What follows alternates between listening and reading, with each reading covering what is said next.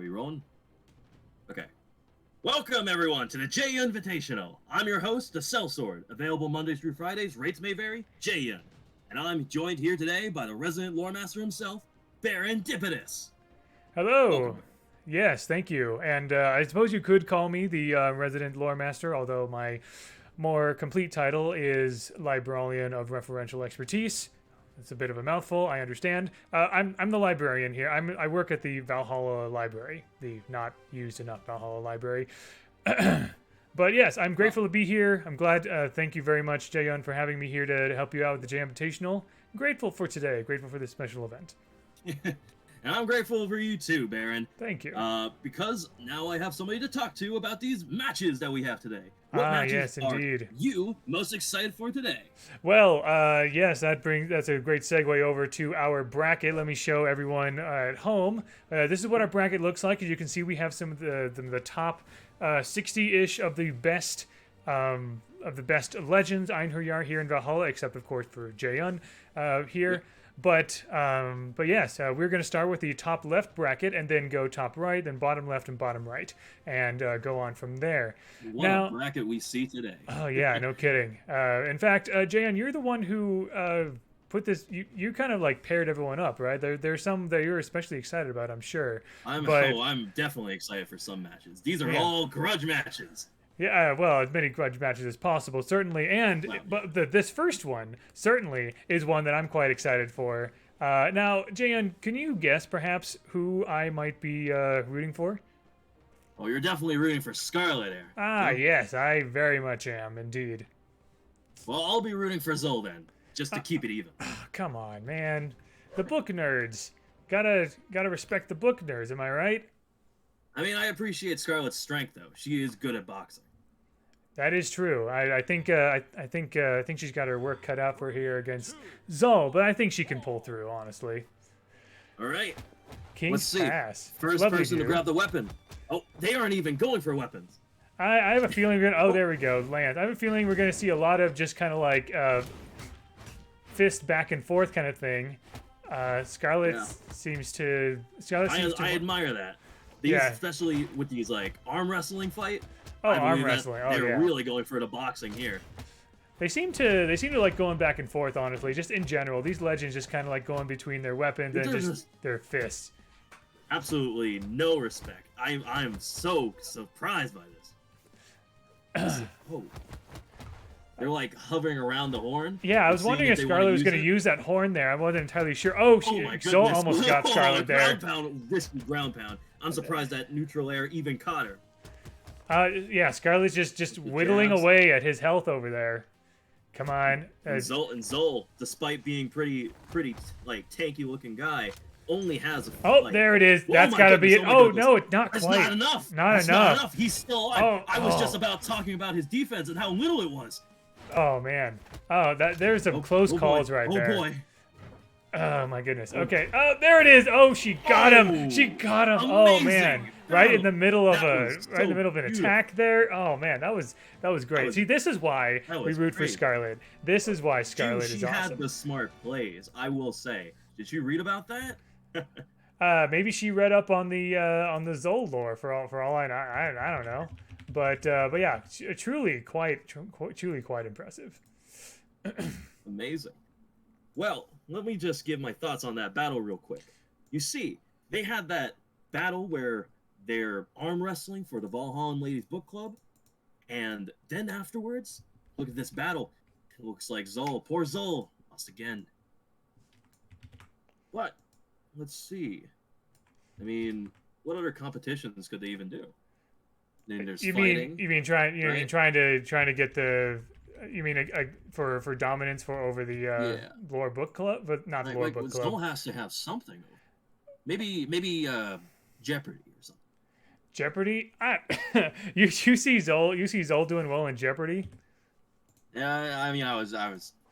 Yeah, you're right. Also, I have a feeling Zol probably wouldn't really care too much about a ladies' book club. Am I right? I mean, come on. But anyway, yes. He loves all titles. But anyways, what the bracket is looking like here, and yeah, So good job, Scarlett. Thank you very much for winning that for me. Book of Nerds for life, I gotta say. Jaeyun, what are your thoughts about this next match here? I think it's gonna be pretty godly. Oh wait. I guess these guys aren't really gods now. But I think that this match is gonna be pretty crazy because we have Petra versus Bryn, right? Mm-hmm. And that Bryn took Petra all the way from where again? All the way from Terminus, yeah, Terminus. the prison domain that Loki seems to like to drag people over to. Yeah, and Petra's sure is grateful for it. Sure. Yeah, she gets to beat people up all over the place. So we are going to see how well they're able to beat each other up. Do you have a favorite for this one, Jaeyun? I will say I am a little bit partial to Petra, just because her fighting style reminds me of something. Ah, okay. I'm a bit biased toward. I'm a bit biased towards Bryn personally. Yeah. You know, she's brought a lot of really unique and impressive fighters here to Valhalla. That is true. That is true. She has brought a lot of very strong fighters, especially people that I do know and do care about deeply in part of my D&D battles. Oh, you played. Oh, right. I forgot. You have a D&D group. That's yeah. That's it was a big thing. Nothing too crazy. Anyways, about the battle. About the battle. Yes, of course. But yeah, so, more weapon tossing there. I see. Oh yeah, Petra is not looking good for Petra here. Definitely. Well, Petra definitely has that sort of built-in rage mechanic, doesn't she? She does. I don't know if that's a true thing, but it feels real. It feels real. Maybe she will make a comeback from this, but being so damaged. Yeah, she does seem to be making a bit of a comeback here. Oh, that was really close. Oh, will Bryn make it back? Oh, yep. Yep, she makes it back. Down, unarmed, down, heavy, gonna be the kill again. Oh, not quite. Oh, wow, that was close. I wasn't sure who was gonna get that one. You see that at the very end? You saw that at the very end? Petra tried to style on Bryn. I saw that too, yeah. Like I was not expecting that. Trying to use Nair, right? Nair? Hit with Orb Nair? That's just wild. Wild behavior. Indeed. Absolute disrespect. You were talking about gods earlier. Well, you know, funny thing about that, I think now if you look at the bracket here, you'll see that it's a bit more. Yeah, we got Thea. We have Thea. You know what I said earlier? This is the godly match of a lifetime. Indeed. Yeah, so we got not Petra. We got Thea from the Greek pantheon going up against Thor. And if Thor wins this match, by the way, that means that Petra and Thor would be going against each other, right? Ooh, I do love. As much as I want to talk about Thea and cheer for Thea because she is sponsoring this as well. Oh, that's right. Yeah, forgot to mention. Sponsored in part by Eternal Sports. Thank you very much, Thea, for doing that. Thank you, Eternal Sports. We couldn't have done it without you. But I do love a good match between Thor and Petra. Looks like Thor is not even relying on Mjolnir here to try to beat Thea. That's pretty. I think he's disrespecting. Maybe, but she's clearly showing him up a little bit, showing that he'd better get a weapon quickly, otherwise she's going to one up. There we go. Thor's got his orb. Ooh. Maybe he'll use the power of thunder. Oh no, that lance is definitely showing up. He definitely wants to equip his hammer. I think he wants to equip his hammer. Oh, that was a close one with the mine there. He's used his hammer before, and it's been even with Thea's boots. Ooh. Oh man! That's not how he normally throws it. Thea, oh my god! He threw a punch right after. Thea kicked Mjolnir for a moment there. That's cool. Another iconic moment. He used Mjolnir like how it's supposed to be. He just throwing it around. Yeah, exactly. Yeah, Mjolnir is supposed to be thrown around. I wonder how the long handle Oh my god! Oh, is that it? Yeah, that is it. Oh my goodness! Oh my goodness! You can't make this stuff up. Thor is going to go against Petra. Oh my goodness! That is. I am quite excited. Thor was quite excited about completely that. confident in himself for doing that. No kidding. He did what most players, most people in the community, in this Valhalla community, have been calling a Russian mafia. Russian Mafia. Oh yeah, that's right. It's been a while since I've seen a good Russian Mafia, and it looks like Thor was doing a little bit of that, wasn't he? Absolutely crazy gameplay. But yes, yeah, we will show. Yeah, we're gonna show the bracket after every few matches here. But let's move on to the next one. We have ourselves. Oh, we got a bit of an angel versus devil kind of situation going on. So we have Cross, not a devil himself, but he's. He definitely he negotiated with a devil, and he is going against none other than the visitor from Elysium, Zariel. I made a bunch of contracts too before, but right. I've always completed them. So have any of them been with devils and demons though, Jaeyun? I wouldn't say. I can't say. You can't say. Oh, you're confidentiality. You're under NDA. I get it. I see. Yeah. Okay. Anyways, we're on Twilight Grove, and these guys, oh my god, slugging it out yet again. I feel like all of these matches are going to end up with some slugfest. Slugfest. I mean, like you were talking about earlier before. I think before we started actually rolling, lots of arm wrestles and just general boxing, just like in the Great Hall, over and over. So it's not too surprising to me that a lot of these legends will just kind of, weapons are a bit optional to them, I think, because it's not about the weapons. It's about asserting dominance. And if you can beat your opponent without some of your signature weapons, that's impressive. Ooh. So I'd say that going unarmed is a weapon in and of itself. Oh, what's trying to it is definitely. Oh my Zariel goodness. is learning you cannot kick bullets. It worked before, didn't it? No, but I think that first match between Scarlett and Zol actually has brought in the fight within every other match. Everyone else just wants to slug. Yeah. Oh no! goodness. Oh, Dario! Oh man, Dario. I don't know what happened there, Angels Dario. can't fly there. I guess you could man. say that they're a fallen angel. Fallen. How depressing, though. Well, I'm not terribly impressed by that. That wasn't even a pun. But yes, you are. That is true. Cross did gain the upper hand there against Dario, so Dario will be moving ahead. And now, Cross will be moving ahead. My apologies. So now the question becomes. Sorry, Zariel. Yeah, what a shame. I was rooting for Zariel, if I'm being honest. I was kind of hoping that Zariel would. You like the good guys. You like the good guys. I do tend to. Cross has some fun things going on, but talk about grudge match though. Our next one. Man. One of the most legendary rivalries. One of the most legendary rivalries that has cropped up in Valhalla. We have ourselves Orion versus Artemis. So. It's gonna be good. Man. So, even though these are all quick matches, these are all quite exciting to me. Jaeyun, do you have a preference between Orion and Artemis? Who do you think is going to win this one? Honestly, I'm not exactly sure. I think that either of them have enough.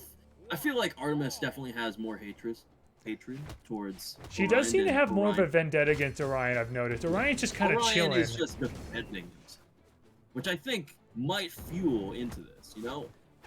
I do like Artemis because she has good taste in ice cream.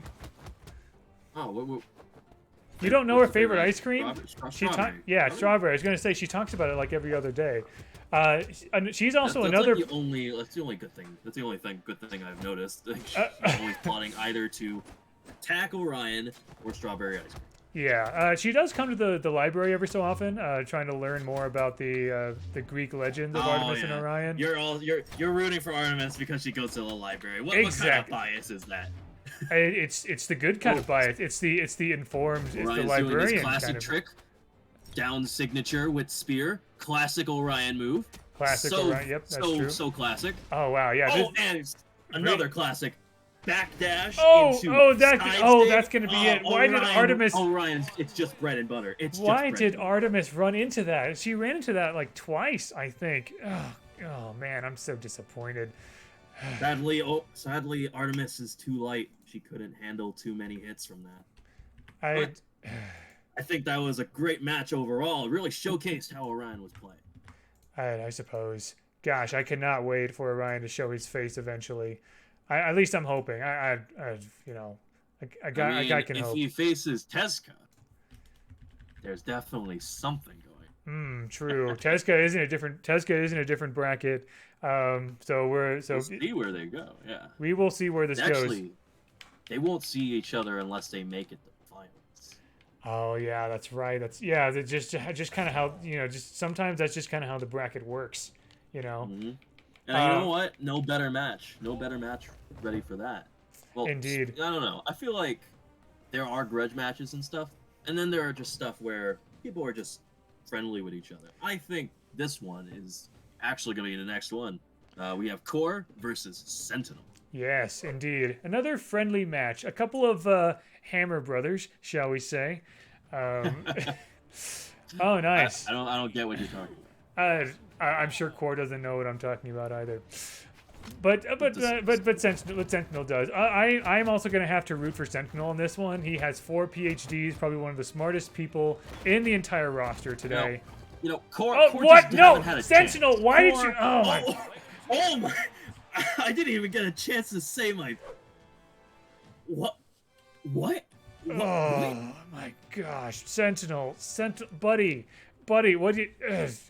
I know it's what was it, finals week or something? Just like. I think Sentinel had a meeting that he had to go to. I think he realized that, he entered the tournament too late and he decided to give it to Core because he needed to get going. I'm pretty sure. Actually, I'm getting word from him right now. Actually, that he has a meeting to go to. What kind of meeting would be more important than? Yeah. Apparently, it has donuts. Apparently, yeah. So. Isaiah's probably there too. I imagine. But all right, well. Isaiah's still in the match. Oh wait, well his bracket isn't. His bracket is a little bit later, so I'm guessing there's probably a little bit of. Well, anyway, who don't? Well, in any case, who does not need donuts? Brilliant segue there. We have a couple of robots up next going against each other. Vector versus Val.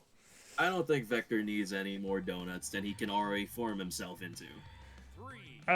True. I guess he can do barrel rolls and. Please work off of me here, Baron. I'm trying to make an entertaining comedy. Were you trying to go for some kind of joke? But did I miss something there? Yeah, whatever. Never mind.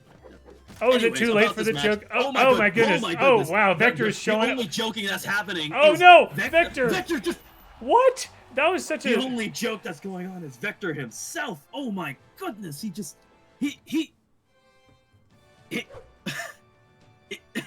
I don't know what to say to that. Vector had the upper hand against Val for a while there, but I just wow, that. There's nothing I hate more than when styling goes wrong. Yeah, no kidding. That he was doing well. Val was running Vector out of options cocky there, but yeah, clearly something went wrong there when. Yeah, cockiness. I think that's honestly what happened. Good. It's just like spent too much time. Overcommittal. I think he was I think he was thinking about the next Top Gun quote he was going for. Yeah. No.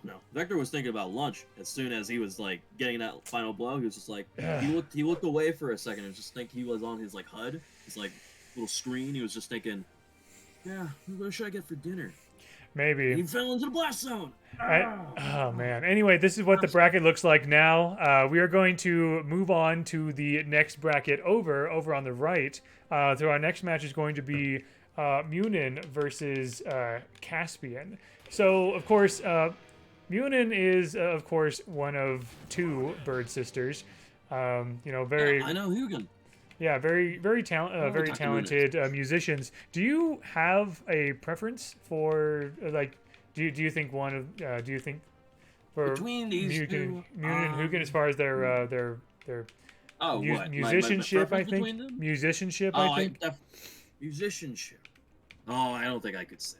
I think that's a little much to say. You don't want to put a rivalry between the siblings. That's actually a good point, honestly. But Even I have my limits. I mean, I thought I was thinking it was kind of a trick question because they always perform as a duo. I'm not even sure if they perform very much as with very rare exceptions. They don't usually perform separately.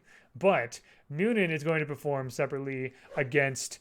He's going to do a bit of a solo act against Caspian, another show person. So we'll see who shows the other, who upstages the other. Wow. And what a stage it is. So far, it's Munin. Suzaku's castle. Absolutely beautiful stage. Oh, yes. Lovely, Let's see lovely the scenery moonlight. here. Look at them. Let's see who steals the light tonight. Oh, my goodness. And Caspian's putting in a combo, putting into work. Almost caught into a bomb. But Muna is going to show up with a bomb herself. Oh, I always just, my heart always just stops for a second whenever I see a double ground pound like that. Like, oh, like wow. And, oh, yeah, there's the bomb. There's the bomb. There's the bomb. Only one person can be using the bomb here, apparently. Oh, no. And, yeah, Caspian got the upper hand there. And he dabbed right there. Did you see that? Did you see that dab? That... I don't know what that is. I think you do. I think you know. I think you do know what that is, Jaeyun. I know what it is. Youngins these days. You are the kind of person who would dab. I don't know what you're talking about. I would not. I would absolutely not do that. Don't roll the clip. Don't roll. Hey, what clip? Ignore that. What clip are you talking about? What are you talking about? Huh? I'm not talking about anything. All right. Nope. Well, yeah. So anyway, Caspian got the upper hand. We will. Yes, we will see. We'll see if Hugin is able to kind of like is able to steal the show. Yep. And Hugin will be able to make it up for her sister. There it is. Make it up. That's what I was trying to go for. That's for sure. My gosh.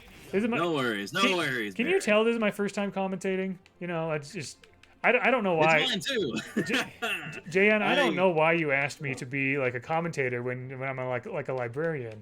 You're the only one that I think would have the patience to run the bracket. Fair enough, I guess. Anyway.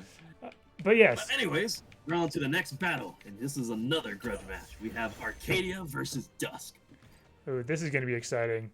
So, yes, a classic, I guess you could say good versus evil, perhaps. I, however, have a bias on. Oh, it's you? even on the Fang Oh my Wild. goodness, it's the Fangwild. Yes, they chose the Fangwild. This really is a grudge match. They really don't like each other. I'm rooting for Arcadia here. Are you? Because as a fellow great sword user myself. Oh yes, her singing great sword. She's not even using it though. She's going all in with the fists. Oh, there's Orma. Yep, there's the Orma we love to see. No, she was tricking her. Using, oh my goodness, the tricks. I don't even know. I'm seeing all this battle. I'm seeing people using. Oh no, Arcadia ran out of options there. She got a bit too confident up there. Oh man. Oh, that's unfortunate. Why? Is it? Maybe it's just. It's been a while. Maybe everyone's a little rusty. It seems like everybody just keeps jumping off and using gravity cancels. I think one significant thing about this is the fact that these matches are incredibly short. Like there's so many matches we have to go through, and so you could we made it only like one. So we made it only one stock so we can go through as many people as possible. And I think so many of them are used to longer tournaments. Yeah, it's a format, perhaps. Longer matches where they can be a little riskier. Possibly. But we are on a strict. We are on a bit of a timetable, although goodness knows we do banter a decent amount, but it's fine. Anyway. The banter is fun. The banter is for entertainment. Well, we try to be entertaining anyway. But yes, another entertaining. But yes, our next match here is going to be a Caspian versus Lucian. We got a couple of blaster pros here. You're Caspian, not I'm sorry, Cassidy. Wow. Cassidy. Oh my apologies. Oh my. No worries. I'm sorry. Running a tournament for the first time. Of the time. I understand. But what they're going to be going for is just these are two gun users, right? These are two blasters users. Indeed. They are going to be going out. This is a true good, bad, and the ugly kind of like duel going on here. I love how to see when, like, I love when I see them, like, doing a hit, and then they just retaliate with a ground pound. Or, like, and they're like... Like, they just want to finish it off, jumps. right? Yeah. They're like, I don't know how many jumps I have. I'm just gonna hit you. Yeah, how many people keep track of the number of jumps they have? I feel like with the number of fumbles we've seen today, that's true. With the number of fumbles we've seen here today, I think some people just forget about. Oh wow, Lucian's not looking too good. Hold on. Hold that. Oh, there it is. Oh wow. Now that was good. Goodness. That was a good end to a match right there. Thank you, Cassidy, for bringing it back together. Thank you for letting it not end on someone jumping off to do. God, geez, thank you so much. We definitely appreciate that here at the Jaeyun Invitational, because like Jaeyun, we like style, and at least I like style. Yeah, indeed. However, I do love that all of these competitors are really willing to risk it all. That is true. Maybe that we were talking about risky plays a decent amount, so they clearly are trying to risk it. By the way, Jaeyun, I don't think you've talked about what kind of prizes are they going for here? Like, how much is on the line? Oh, how much you say? Or what is on the line? Me on the maybe? Spot because pride, obviously. Obviously. And I'm sure that a couple of these people have definitely lost their pride. Did you not figure stuff out with Eternal Sports yet? No, I did. Okay, so how much? How much is it? Let's go with what number are you thinking? What number am I thinking of? Yeah, you don't know. I didn't think so. Anyway, the next match we got going here. We'll get back to this later. The next match we have is Mako versus Ember. Now, of course, I gotta root for the great sword user. Oh yes, of course. Of course. No, this time though. Hopefully, this one doesn't just go off and fall. I think Ember definitely wants to win this because then she would be able to get a possible opportunity against Dusk. Depending on how the bracket goes, of course. Of course. Well, Dusk will have to face Cassidy.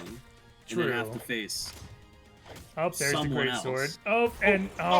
Yeah. Mako got the upper hand. I don't think there's enough time to talk about the future. It's just one and done. Which it really is. Yep. Mako, well done. Absolutely. Good job. Brilliant gameplay. So unfortunately, both Arcadia and Ember will not be able to do very much against Dusk because Mako is moving ahead in the bracket. It seems like there's only one person left, right? Aside from Dusk himself, right? One person left. What do you mean? Ragnar. Oh yes, the last Fangwild legend here. By the way, we have another. I'm excited for this next one. Why? Well, I mean, it doesn't have anything to do with books, but I just like to see. I just want to see one of them have. I just want to see one of them get what they deserve. Gosh, I would sure love that too. So you are also rooting for it's Lord Vrax versus Reno. Are you on Team Reno? I'm on Team Reno. You're on Team Absolutely Reno. I'm on Team Reno. He's got 4 arms. He has blaster for each arm. I mean, come on.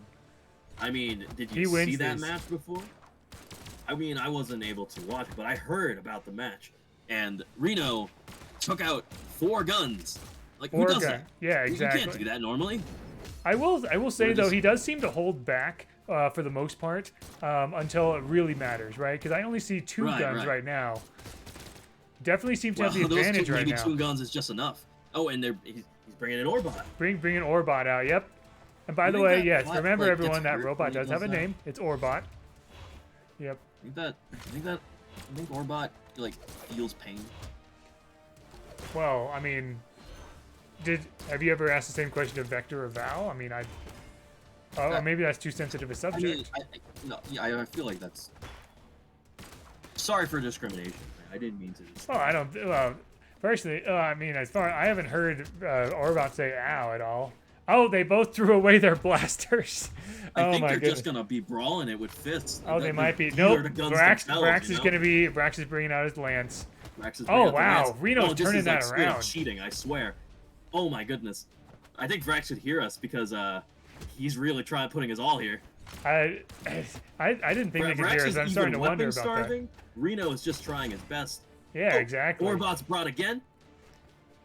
Nope. Another, just bring out their fist. Oh, bring out their big guns again. Oh no, Rax got his revenge there against Reno. Man. Ugh. Yeah. Lance is just so strong. Lance is strong, huh? Yeah. Well, I mean, Lance is strong. I mean, I'm not biased at all. Lance is strong. Are you so do you not like, fighting against Lance? Is that it? Like, are you I don't like fighting as weapons that are bigger than mine. Honestly, that's a valid point. I didn't think about that. But yeah, well done, Lord Vrax. You move ahead. Good job. Like, it's called a greatsword for a reason. It's supposed to be larger than anything else. And now you're just challenging Olgrim to make a bigger weapon, right? Just wait till he brings out like the great boots or something. Olgrim, please, please. Great boots. So I'm just saying. Great boots. What, stomping shoes? No. Great sword. Great sword. Yeah. Well, sword. We'll see. I'm just saying. Olgrim, you're listening to me. I gave you to buy. You hear me out. Well, we will see about that. We have Ada versus Magyar now. This isn't really a lore thing, but there's not a lot of history between these two per se. But there's someone with like the highest defense, Magyar, and someone with the lowest defense.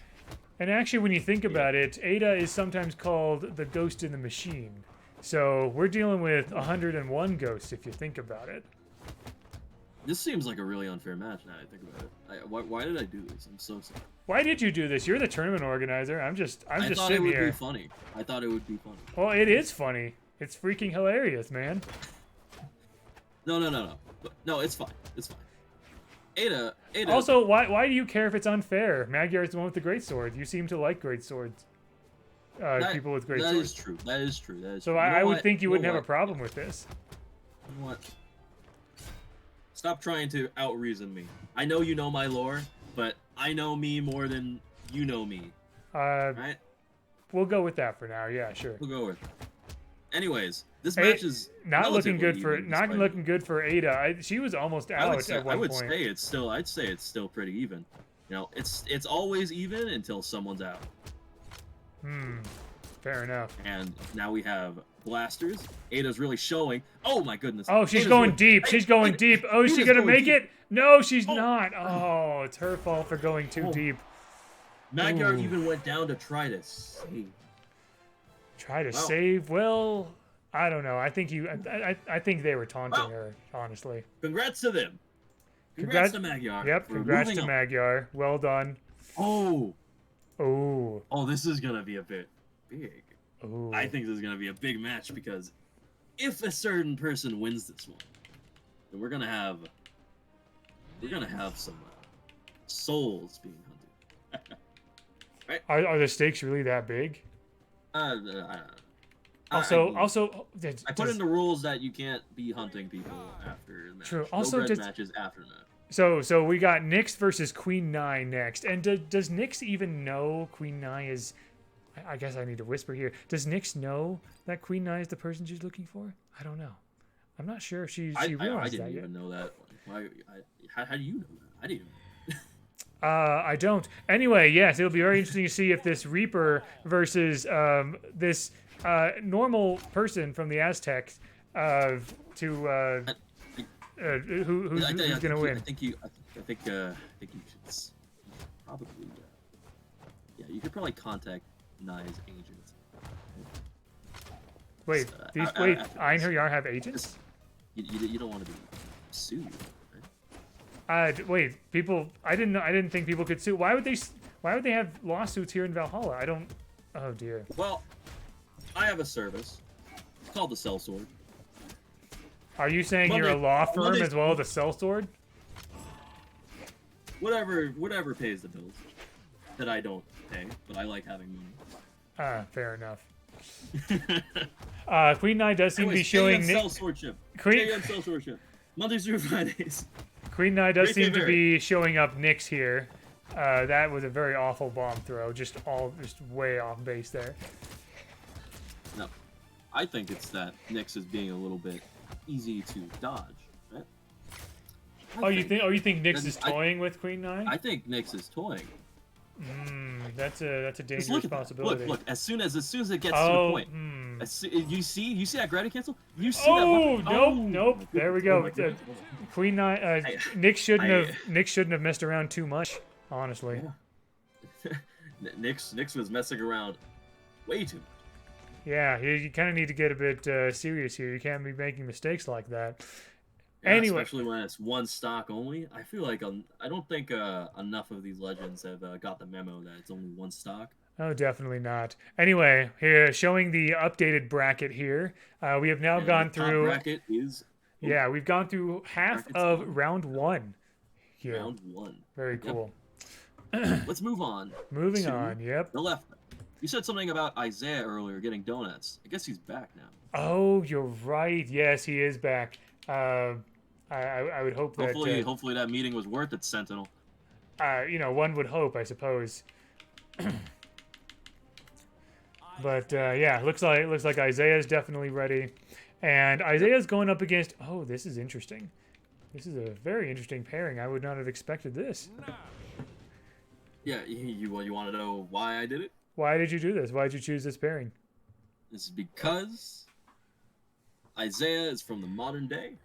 And Nash is from not that, all the way back. Oh, I see. Opposite ends of the timeline. I see.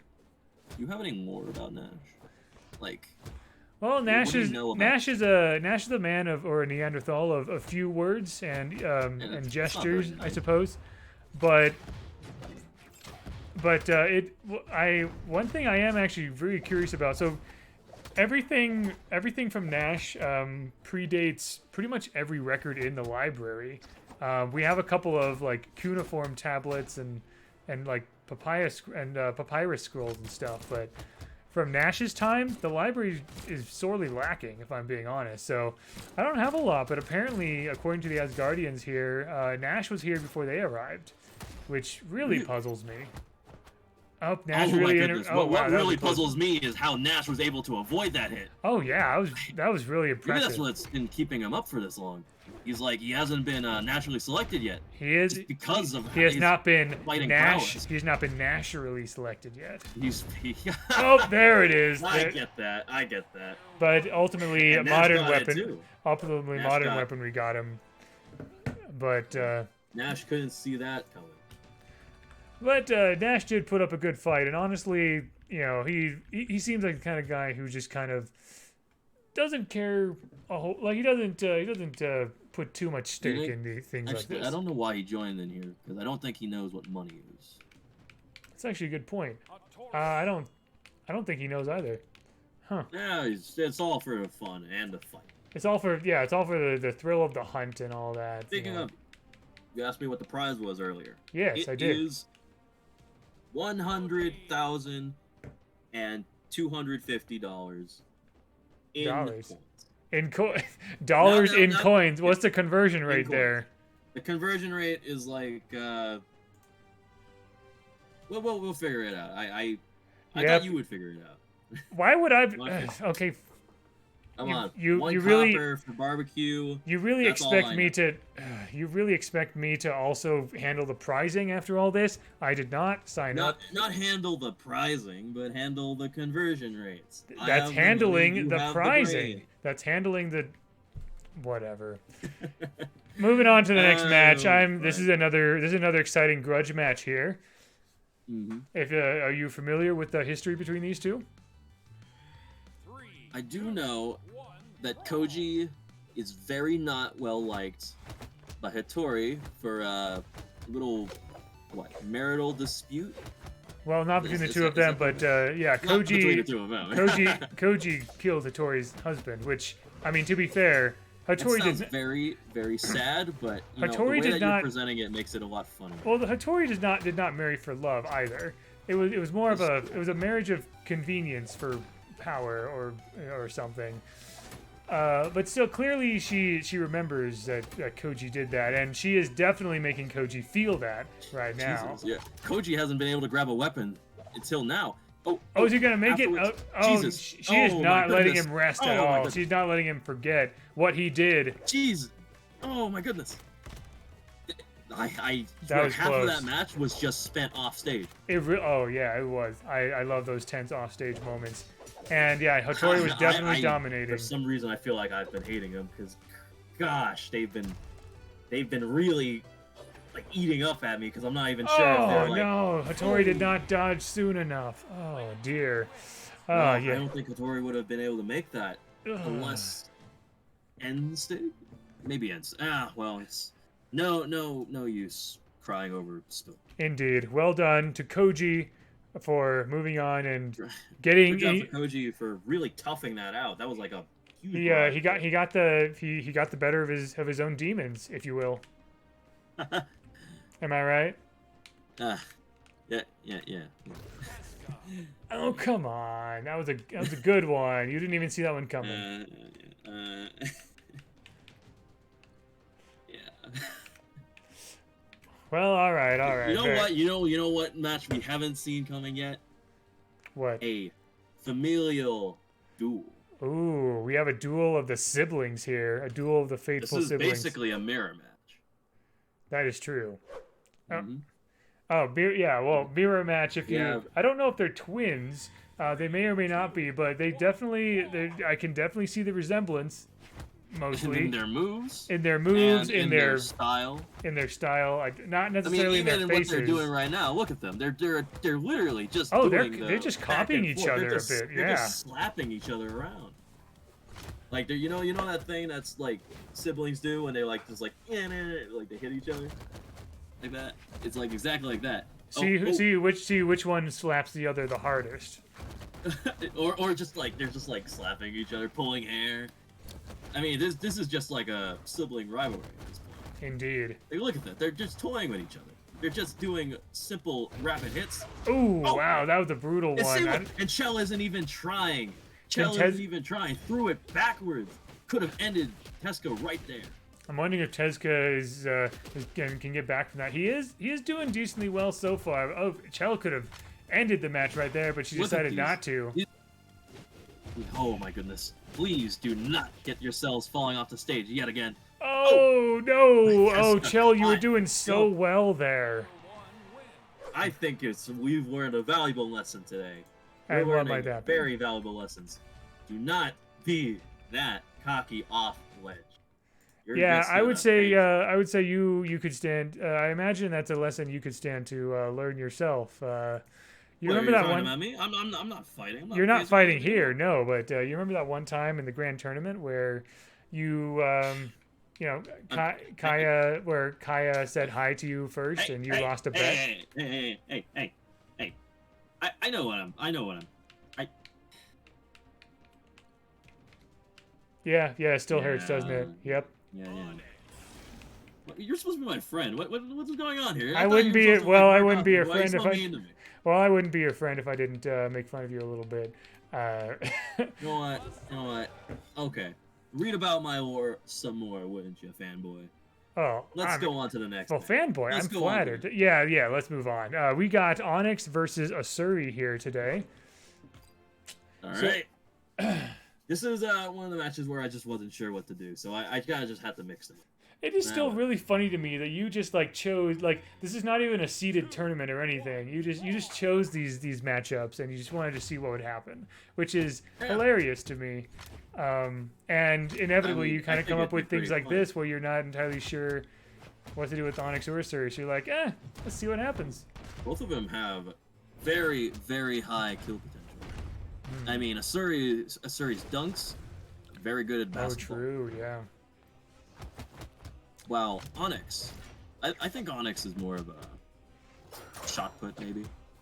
Maybe. I do like that Onyx seems to have chosen her homeland here, this Coat of Lions area. This may not be Castle Batavia, but I think it's close Very enough. It's quite reminiscent of the castle she's from. Well, home team advantage seems to be Asuri really showing it up. Oh, yeah, Asuri barely made it back. Just barely made it back. Asuri is definitely not looking good for health. Oh, definitely not. Although to be fair, we've seen a lot of reversals, so really could go either way. That is true. That is true. It ain't over until one of the stocks are lost. Oh, that was it. Wow, yeah, that's probably one of my favorite. Commentator's curse. One of commentator's curse. Probably one of my favorite moves of Onyx right there. Just turning into a statue and then blowing up. Like that's like how much more epic can you be? Yeah. I don't even know what you could have done in that situation as Asuri. Indeed, just rock shrapnel everywhere. Yeah. Absolutely. Yeah, definitely. By the way, it looks like we're having a little bit of technical difficulties on the side, so feel free to banter a little more as we get a few things set up here. Well, I'd like to talk a little bit about the next one. We have Barraza versus Mirage, right? And apparently these two have met before. I don't exactly know how. I haven't really read too much up on people who are after me. Are you asking me to give the context? If you can give me some context, that'd be great. I will say, well, obviously they've met each other here in Valhalla, right? Right. But didn't you say something about how you chose these two to fight against each other because they're both used to very harsh climates? Was that it? Right. Yeah. I'm not sure if I'm in like wasteland or desert areas, right? Exactly. I'm not sure if they've met each other because Egypt is very far away from Los Angeles. Oh. Well, I've never been to either, so I wouldn't know. Fair enough. Los Angeles it's a nice place. Let me think about it. Where are you from? Where am I from? I'm from the planet Earth. I don't think that's specific enough. It is pretty specific when you think about all the other legends here, right? Because you got some from outer space, like that's the most vague thing ever. You got one from Terminus. All right. I know it's a sensitive subject. You got Elysium. You got the Glade of Dreams for Rayman. Rayman. Oh yeah, that match is actually coming up pretty soon. I'm looking at the bracket. Did you forget that Rayman existed? I did not forget that Rayman existed. I did not. I just don't talk to him. You don't talk to him. Is that another sensitive subject? Oh gosh, wow. God. We're not even talking about the match here. We're not even talking about the match here. We're just casually bantering here. Well done, Mirage, for getting the upper hand on Barraza there. I can't even commentate on what happened because I didn't see. Were you not watching at all? I was watching. I was watching. I didn't have enough time to commentate on the match. Well, you were so you were so interested in finding out where I live that you weren't even paying attention to your own tournament. Is that it? Hey. I mean, you were talking about Elysium and other stuff like that. I was paying attention to your conversation. Oh well, I guess there's that. I can take that. Sure. Yeah. And anyways. Ooh, this is generational match here. This is gonna be a fun one. So we have. Go ahead. Yep. Oh no, you. All right. Well, we have Azoth versus Fate. So these are. Not only are they both cat owners, we got Dander and Butterscotch, but they also did actually meet before Valhalla. Fate got the upper hand over Azoth because she knew that he owned a cat. So and I think Fate is always cheating. I think Fate has taken a lot of money from me. Oh, did she? And I don't know how. I swear she's cheating. I just don't know how. Well, do you have any idea in your lore? In your lore, in the information that I know about Fate, there's some classified information. It looks like I don't think Fate cheated that time. Did you see that? Fate didn't cheat, right? I think I think that Azot actually just gave that to him. Azot jumped off, did some fancy doohickey unarmed attacks, and then just didn't have enough jumps to go back on stage. I can't believe it. I think he probably just wanted to go back. I think he was just kind of tired. He just kind of wanted to go back home to, you know, hang out with Dander and all that. Yep. Because he only has so much time. I apologize, Azot. If you were battling a little bit earlier, maybe you would have had a bit more fighting. Well, you know, he never knows when he's going to be summoned. But anyway, that is the end of this part of the bracket. Let's show what the bracket looks like now. Yeah. So yeah. We have just one more section for this round. One more section, and then we're just gonna rush through. Let's get this through quick. Indeed. Seems like we got the time. We gotta get this time rolling. Get this ball rolling. Well, I mean, didn't you say that you pretty much had like all night for this? No, I did. I do. Just, you know, the viewers at home. You know, maybe they're probably thinking about their viewership awards or something. Yeah, no, we'll go on for a little bit longer for viewership for. Oh yeah, of course. Yeah, gotta think about the view. Wait, hold on. Are you saying that there's actually viewership rewards in this? How did you manage that? Sure. We don't talk about that. Anyways, our next matchup is Ezio versus Rayman. I didn't lie to you guys. I did say Rayman was coming up. That is true. Yeah, pretty soon. Looks like Rayman is taking his sweet time getting here. Oh, yep, there he is. Found him. All right. we had Rayman was wandering around. You know, he's just too many limbs flailing around. Rayman was just sort of, you know, minding his business. We actually had to bring him back in because we told him that like his bracket was starting right now. But we're ready for the actual match now. Ezio versus Rayman. Now, I don't actually know why I picked these two together. I was wondering. It seems rather just arbitrary and weird. I wasn't sure if was this like another Onyx Asuri situation or something? Yeah. Let's go with that. To be honest, I think this is an interesting match to go together because I don't think I've ever seen these two ever interact and have any relationship to each other at all. Well, they do both come from two very different places, so I guess, you know, having this sort of like a crossover of personalities here, and I can see what you're saying. Yeah, I get that. Yeah. You know, and I mean, as an assassin, I'm pretty sure, like, I think Ezio has never faced someone like Rayman before, you know? How do you even deal with a thingamajig like Rayman? There's no necks to snap, no like arms to do any, like none of it. It's just you have to go for the head, and that's I think that's what Ezio's going for. Ezio's throwing weapons around, hoping that'll stick, but almost. Did you see that? Yeah, that was quite a close clash there off stage. That was really wow. They just keep sidestepping over that mine, and Rayman takes it. Okay, the most tense part of that was definitely getting so close to that mine there. My gosh, how did they keep avoiding that? I have no idea. I think they're just, you know, maybe they're a little bit. Maybe they're just, you know, riled up. They really know what they're going. Maybe they have that protagonist plot armor.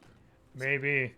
I don't know. I'm sure Scarlett's a bit disappointed that it didn't explode. Yeah. Well. Oh, speaking of explosions, I'm a bit excited for this next one. Yeah. So this is a another grudge match right here. About money. About money, indeed. I'm sure, you know. I am cheering for the one who probably has more money, Ragnar. Yeah. And Thatch is all right. Thatch has exploded. In part, in Ragnar's money does partially come from Thatch, so you know I'm sure Thatch is real. Did you say Thatch pays Ragnar to steal unwittingly? Oh, whoa! Speaking of stolen stocks. I was not expecting that. I'm not even surprised with you. I'm just expecting them at this point. All right. Huh. That was maybe Thatch gave him Ragnar a bunch of money for bribery. I think that's cheating, you know. I don't see why Thatch would give money to Ragnar. I wouldn't see how Ragnar was just jump off. I think Ragnar just kind of threw. I think Ragnar took a bribe without Thatch knowing it. You know what I'm saying? Oh, really? I mean, I'm just guessing here. I don't want to keep Thatch in the bracket. I don't know. Well, it's no use thinking about it. It's not like we know exactly. I was just kind of speculating there. Yeah, but anyway, speaking of rivalry, we have a rivalry for the ages up next here. Let's hope that it's more exciting than the last one. Diana versus Mortex. Ooh, and then nice stage. Yeah, that's a very nice play. Oh, and there's Dander right there. Dander just kind of hanging out. That's nice. Oh, there's Dander. Oh, and Butterscotch there on the lower floor. Very nice. Love to see him there. Hope they seem to have picked some good vantage points to watch this absolutely legendary match here. Diana is not letting Mortex rest. Oh my goodness, they're just staying up there. Okay, finally, Mortex gets to touch the ground. I think Diana's strategy is to just make sure that Mortex never has a chance to get weapons. That's what it's looking like, honestly. This is looking like. You know what I've always wondered? What? What are Mortex's gauntlets made? What do you mean? What are they made of? Like, cause they're clearly something. They're clearly not part of his body. Oh, you mean like they look like his paws, but they're not? But they aren't, right. You know what I mean? Like, well, he did steal a bunch of artifacts, like the coal and and they're stealing stocks too. I said this last time. It seems like, but this one was well earned. Did you see that? That is true. Diana was working really hard for that one, and Mortex had to literally claw his way back. They did the same, relatively the same amount of damage. So I think that's a pretty fair match right there. That was actually probably the most fair match that we've had so far. I would not expect anything less from such a legendary rivalry. Honestly, I'm glad at these legendary rivalries that we've had so far. We've had Orion and Artemis, we've had Koji and Tori, we've had Mortex and Diana, and those were crazy. Indeed. This next one's not quite a rivalry per se, but they do come from the same region. So we got Jiro versus Yumiko, both from Japan, both from the supernatural areas of Japan, I want to say as well. Now, we'll see how the outcome happens, and we'll see if someone's wish came true. I see you still remember that part, huh? Yeah. So I take it you're rooting for. So I take it you're not necessarily rooting for Jiro, but you're rooting against Yumiko. Is that right? No. I'm rooting against Jiro because I don't like Jiro. But. Oh, that's right. You have history. You have history with Jiro as well. I forgot. Yeah. Both of these people. Oh, that's why you paired these two up, because you don't like either of them. I want to see one of them lose. Mostly, I don't really. It's like Yumiko's okay, but I don't like Jiro. So. Doing this would essentially guarantee that one of them loses. Yeah, I get to see what happens. However, I do want a good fight. And it looks like this is a good fight, definitely. I don't see anyone giving up on this one. Seeing the back and forth is crazy.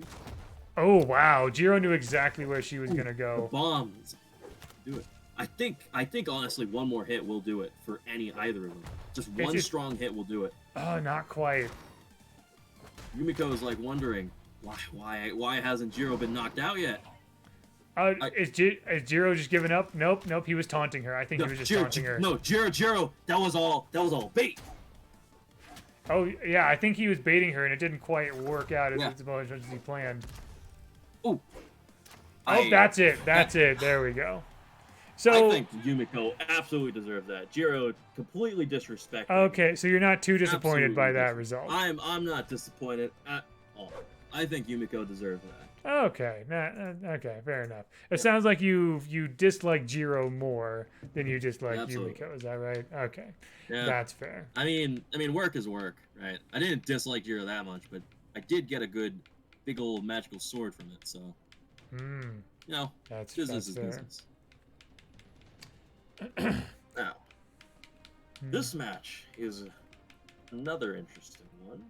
Another bit of a generational one, isn't it? In a sense, not exactly, but in a sense, because there's obviously everyone knows, everyone in Valhalla knows Lin Fei as an excellent teacher, just making everyone better. Wushang is one of her students, but they also come from the same region, and they do have some history together, as far as I understand. So Really? we will Let's see. hope for a good match here. Indeed. I think Lin Fei. Least ill will. Oh yeah, definitely a lot of respect here. I think Lin Fei is hoping to see some of those Fists of Fire technique improvements that she's been teaching him. Well, he needs to get the gauntlets first. He does need to get gauntlets, unless he's going with his bare hands. Going with the spike ball in the bare hands. Oh, I don't here think we go. Lin Fei is even gonna let it. Ooh, yep. Nice. There we go. Oh yeah, he's definitely showing up here, but yeah, this seems to be pretty equal so far. I also do like it. They both seem to have an affinity for flames and fireworks and the like. Oh, Lin Fei did not quite make. I feel like she could have, but maybe she just wanted to give it to him. I think Wushang just sort of showed, right? Wushang, play-by-play here. Wushang used down like the ground pound and then ate a jump with the down air. Right, and Lin Fei, I think if Lin Fei just moved a little bit more to the right, I think she was panicking just a little bit. Like or maybe she was just impressed at how well Wushang's fighting. Yeah, that's what I was thinking. I think she was more impressed and just kind of a you are worthy, just kind of a thing. Like you've done well. That is a little bit disrespectful. No, well, I mean, just kind of like Lin Fei was like, you're doing well. You're doing great, kind of a thing. She is always very respectful of her opponents. But in any case, here we have a couple of classic warriors here from various parts of the world. Everyone loves Bodvar. Even Thor loves Bodvar, which is really cool. And then Bodvar is well known. Well, he is well known. I give a lot of respect for Bodvar. No one loves Valhalla more than Bodvar. Even though he doesn't come to the library. But we love him anyway. To his defense, I don't think he can. He can read Norwegian wounds. At least he can read the one that represents Thor, anyway. That's true. That's probably enough. Actually, are the books in Valhalla? No, I think he probably Bodvar forgot to jump. Yeah, or that, or maybe he just kind of realized that. Oh wait, I'm late for my workout session with my buddy Thor. I don't know, man. I've seen them work out together. I think Bodvar was still got a concussion from that punch earlier from Jala. I just remembered there was this one time. Oh, that's right. They were, like, in a potluck. Yeah, around when Ezio came around. Yeah. Yeah, Bodvar was out cold that day. I am not going to discredit Jala's victory then. Good job. Oh, certainly. That's I mean, that was, for the most part, a good battle. It was a decent battle. It's not Jala's fault that Bodvar forgot his jump. Yeah. Maybe. I don't know. We don't know. Anyway, so now we're on the final match of round one, indeed. So the last two remaining, Sir Roland and Taros. Versus Taros. Yep, another one of I'm not really sure. I just sort of picked them. But it's okay. Because we're going to hopefully see a really good match. One with a lot of punches and kicks. And hopefully no one losing all their jumps. Yeah, one would hope, definitely. Taros definitely showing up so far. Roland trying to go for some of his... every time I see them throw their weapon away and then, like, jump off, that scares me. It scares you, huh? Yeah, I'm scarred. You've had your fair share of not having weapons, except that one time where all you had was a stick or things like that. So what makes you nervous about that? I had a stick. I didn't have. At least I had my jumps. Right. I could do my moves. I get more worried when Oh, they're throwing. As long as I have the stick, it's fine. Like I can attack with that.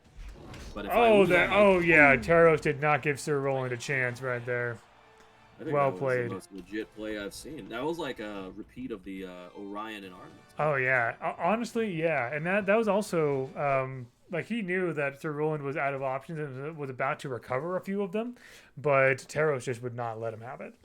So very good, very good. Let's look at the bracket once more here as we look at the end of round 1.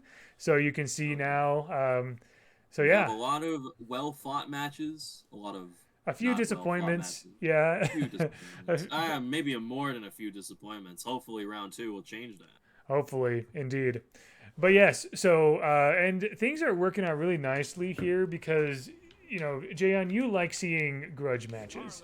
And sure do. It looks like we have a few on the way. The next one here is between our two Tinkerers here. Yeah, it's 2 Tinkerers. I would think that they have a kinship together. Well, I've seen them argue a decent amount. They don't agree with each other's tinkering methods.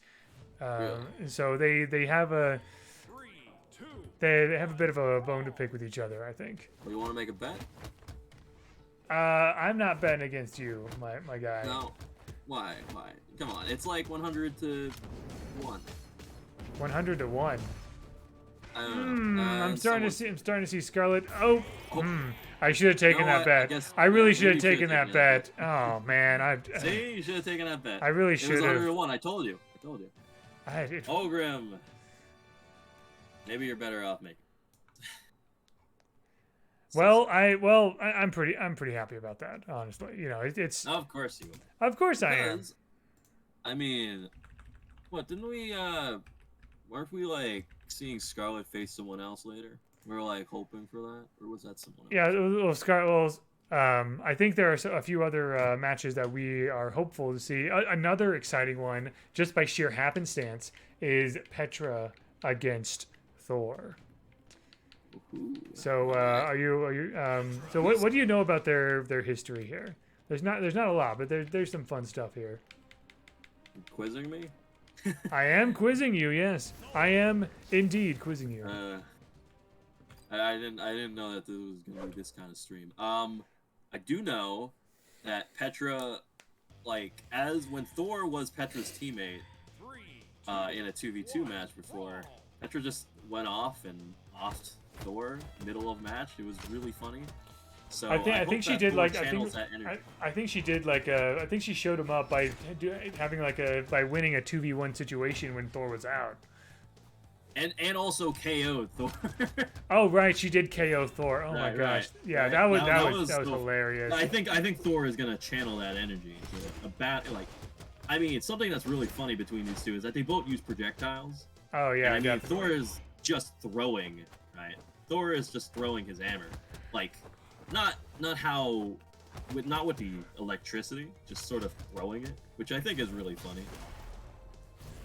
Speaking of throwing electricity, yeah, they are none of these guys are messing around. There's no giving up in the middle of the match or anything going on here. They are in it to win it.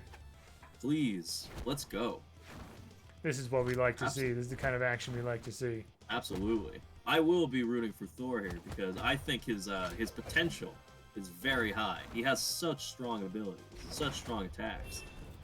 You know what? Just for that, I think I like Thor as well. Thor is definitely one of my favorite, guys in Valhalla. But come on. Oh, it's not looking good for. Oh wow! Thor saved himself with that attack. Did you see that save? That was a crazy save.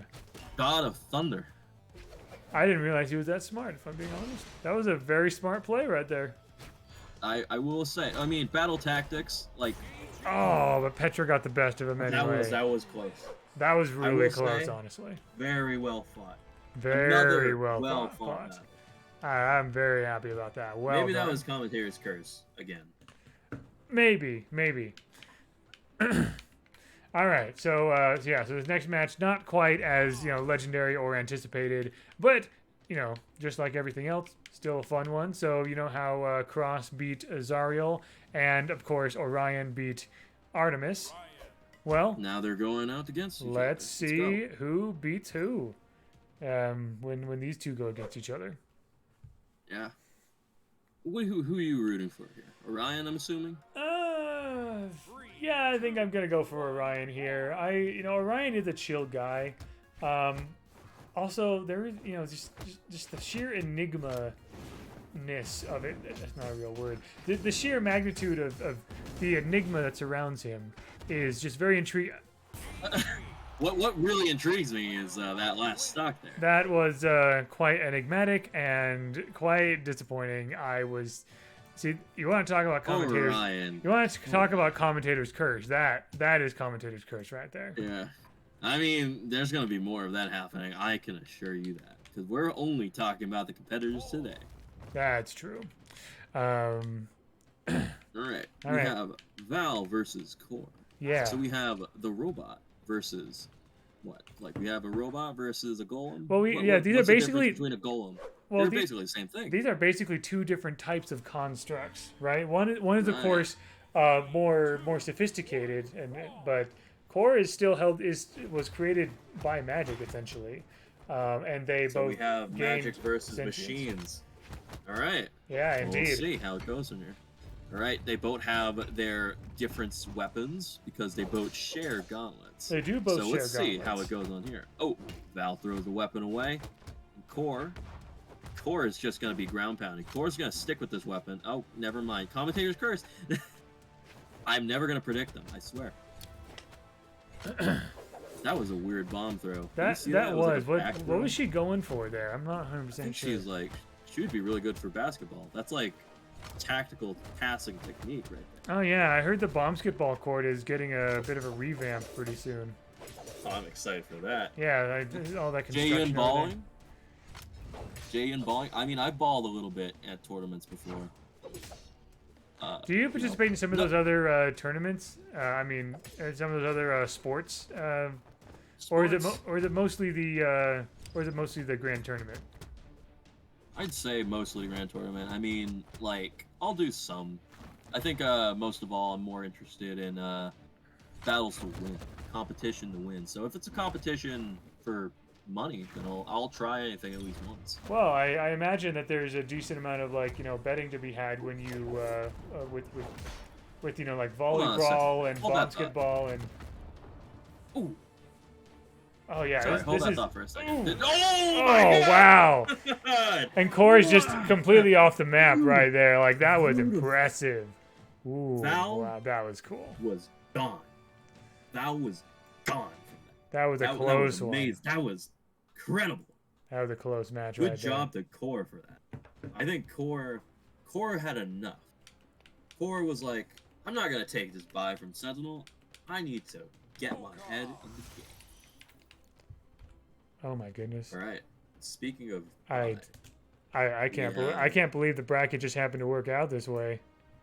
Yeah, I'm surprised too, Baron. I'm very surprised. What exactly is the bracket right now? Well, we have a grandfather and grandson kind of situation here. Oh, another familial battle. Another familial battle. Volkov versus Caspian. All right. Well, if we see what happened with the Teska-Chell match, and also, I mean, Caspian did show off a lot of good plays. That's true against Munin. Yeah. Let's see if the young and spry Caspian has what it takes to challenge an old guard. I mean, his Gramps is pretty heartless, literally. So who knows what kind of dirty tactics both of them will use Caspian for this match. Caspian loves those bombs. You think that, like, Caspian just goes for the bombs automatically anytime he sees a bomb? He's like, I mean, bombs are explosive. He loves putting on a show. It's always a pleasure watching him, even when he's getting beaten up by his Gramps there. But maybe I should be careful about saying Gramp, because Caspian's the only one who can call that. Wow, did you see that combo? Oh no, that's not quite enough. I saw that combo. Oh, he overcommitted. Oh man, Caspian overcommitted. No, you know what? I think that's very fitting for Caspian. Very fitting. Honestly. Yeah. Overcommit, and you just need to use experience. You need to, gotta remember there's only one stock. Indeed. In this particular tournament, at least until we start getting into the top 8, there really is only one stock. So, all right. I would say though that I'd say Volkov definitely, moving on. The Batavian. The Batavian legacy, indeed. Yeah, Batavian legacy. We still have that in the arena. We still have that in the bracket. All right, so Dusk versus Cassidy, and Dusk is taking Cassidy to this fabled wood area. I will say this stage reminds me a lot of Arcadia. I think Dusk chose this as a honestly, kind of to show off, right? Because he did beat, kind of to show his he's asserting dominance here, kind of showing that he beat Arcadia. Yeah, I think we shouldn't be counting out Cassidy just yet, because we're seeing Cassidy's throwing out these sigs like it's crazy, like nothing. Indeed. Oh yeah, she's got some hammer strings going on there. Yeah, we're seeing these crazy hammer strings, but yet, oddly enough, the percentages aren't very. No, he's dealing more damage to her right now. Definitely dealing more damage, even though Cassidy, I'm pretty sure, is hitting. Oh, that was a good combo. Oh, is that gonna do it? No, not quite. Unless Cassidy. Yep, she makes it. Yeah, Cassidy makes it, but Dusk was ready for it. Dusk is even throwing weapons out and caught the weapon too. Ooh, I'm seeing it. I'm seeing it right now. I don't even know. You're seeing what he's cooking? I'm seeing what he's cooking, and he's not baking cookies. He definitely did not bake cookies, but he did bake victory right there. Well done, Dusk. The smell of victory is great, isn't it, Dusk? Good on you. Good job, Dusk. All right, yeah, Dusk, you are moving on. I mean, good show to Cassidy too. Oh yeah, Cassidy did have some pretty good moments there. I will say it's just the lasso hammer trick, right? Just needed to attack more, otherwise you're just not going to get that KO. Indeed. So for this next match, we have a couple of, I guess I'm not entirely sure what I'm just going to say right here, I'm cheering for Mako. Great sword, right? Like Drax, I don't like Lance very much, it doesn't seem like we're gonna see any of the. It's also the great sword, right? Vrax is out for blood here. Yeah, I think Vrax actually has like a wiretap to us and can hear us, because Vrax, anytime we talk badly about him, he will go hard. He definitely is. He seems to be a bit on the defensive right now, but I think he's catching a plan. He'll have to come up with something pretty quickly though, because maybe not. Oh, that was a catch of the. Mako still had a jump. Mako still had a recovery. She just didn't use it. I don't know. Maybe she was a bit intimidated. I swear, if Lord Vrax just keeps winning because of Commentator's Curse, I will stop talking. Well, then it wouldn't be that enjoyable. You know what? That's true. You know what? Fine. Whatever. All right. So we are. So at this point, other one left. Yeah, this is the last match of the top side of the bracket here in the second round. Last match. Hopefully not the last match of the Great Sword. Of the Great Sword, no, yeah. If I was in the arena, I'd be winning it. So. Well, I mean, you had your chance to compete, but you decided to organize the tournament instead. Hey, I know. It's because I won the last one. Oh, that's right. Yeah. Yeah. I won the last one, so you know what? I wanted to host a tournament, see if I could make something out. How are you enjoying the experience so far? By the way, I don't think we've had like a personal inventory on that yet. I think the matches are going great. Aside from maybe a few little flukes here and there, but I think it's. There's always going to be a few flukes, especially with this many competitors as well. Oh wow, they're dancing around that mine. Wow. They sure are. Oh, there it is. Ooh. I think, you know what? Queen 9 needed more damage on Magyar. If anyone was going to get hit by a mine, it would be Magyar, because Magyar can just take it. Yeah. They can just take it. Yeah. Nyx needed more damage on Magyar to sort of, even though they both have decent, pretty good defense. Magyar has the edge on that easily. All of these would have KO'd easily. And you see that? Magyar just has to get hit enough times for the opponent to not realize that they couldn't KO. Indeed. Queen 9 followed suit. What? Well, that Oh, is good the showing. that is the top. That is the end of the top of the bracket. Let's just kind of want to show the bracket to everyone for a moment there. Having finished round 2 at the top. Let's see the bottom bracket. Yeah. Yeah, we're getting close into our top. So we have 8 of our top 16 now. So that is exciting. This, you and I, Jaeyun, you and I were kind of talking about how we weren't sure how long it was going to go because this is a pretty ambitious tournament. Almost 59, 60 competitors and everything. I think but we can go to 100% with these ones. Let's go as strong as we can go. Yeah, things have been going fairly well and at a fairly decent pace so far, I'd say. Yeah. But anyway, our next match here we have Sidra versus Isaiah here. Oh, this is. So what do you think of this matchup? Canon Legends. Yeah, a couple I of think cannons. It's gonna end up. I don't really think. I think I have a bias towards Sidra because she did join me in my party. Oh, that's right, the TTRPG group. Yeah. I did not expect her to choose Beastmaster. Maybe it's because of the Kraken she always. That whole Kraken thing, yeah. That's what I was thinking. It was a cool experience overall. She was the last one that I would have thought would want to do this. She just keeps juggling Isaiah here over and over. Isaiah's finally touching some ground. Isaiah's high in the sky. Oh, Isaiah's using the bombs. Oh no, he's used to that. He throws like rockets all the time. Ooh. Yeah, I don't think Isaiah's grabbed a single weapon this entire game. There we go. Now he's switching off. And now Sidra doesn't have any weapons. I don't think Sidra she might not need it, honestly. Sidra is using the cannon as a projectile. As opposed to projectiles from the cannons, the cannon is the projectile. Yeah, I'm just seeing it right here. We're seeing first today. Imagine a cannon. Oh my goodness! If that stage didn't block it off, that would have been a spike. That would have been, yeah, exactly. Oh my God! Oh, that was close. Oh, if Isaiah can get a good hit in there, then Sidra is done for.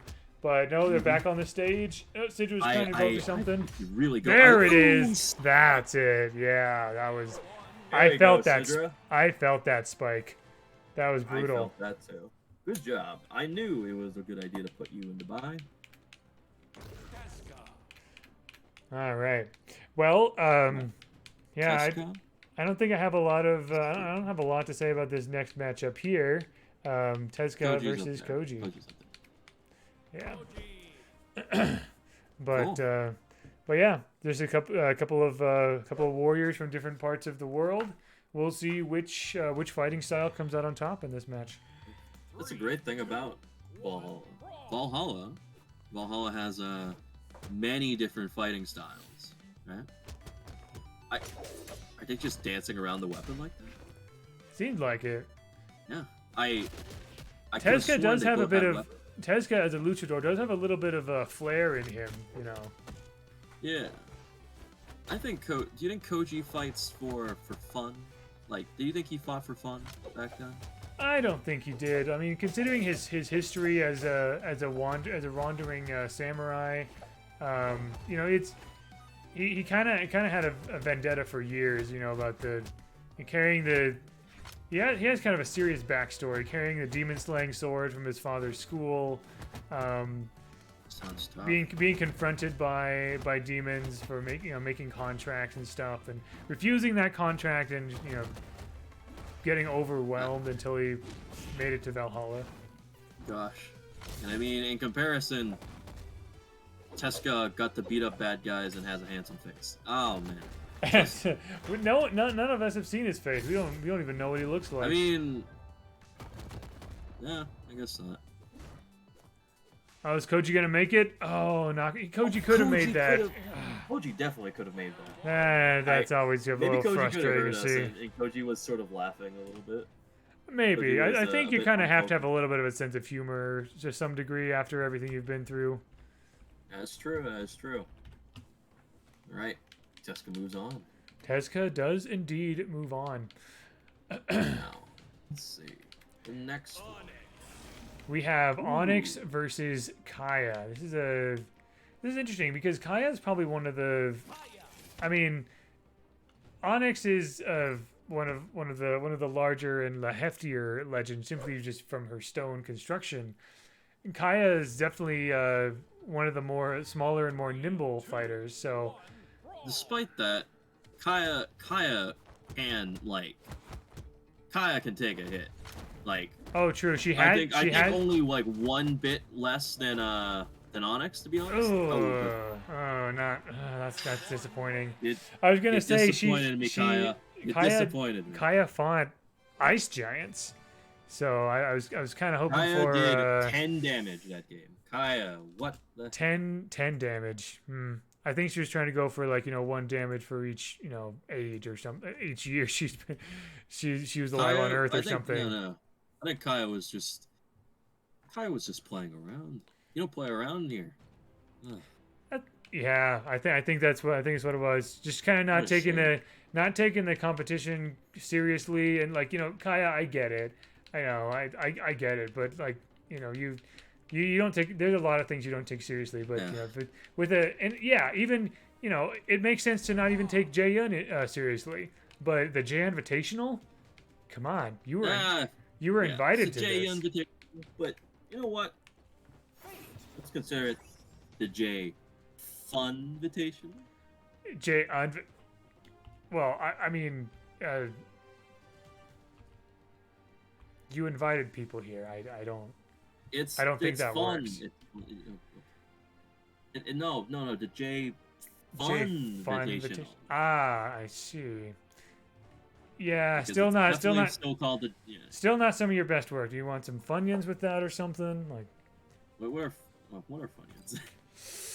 Anyway, but yeah, I'm looking forward to this next one because not only do we have Mirage, but we also I do like Fate myself. I know you don't like Fate that much, but she's part of the book club that Scarlett created, and so I appreciate her appreciation for books and for knowledge.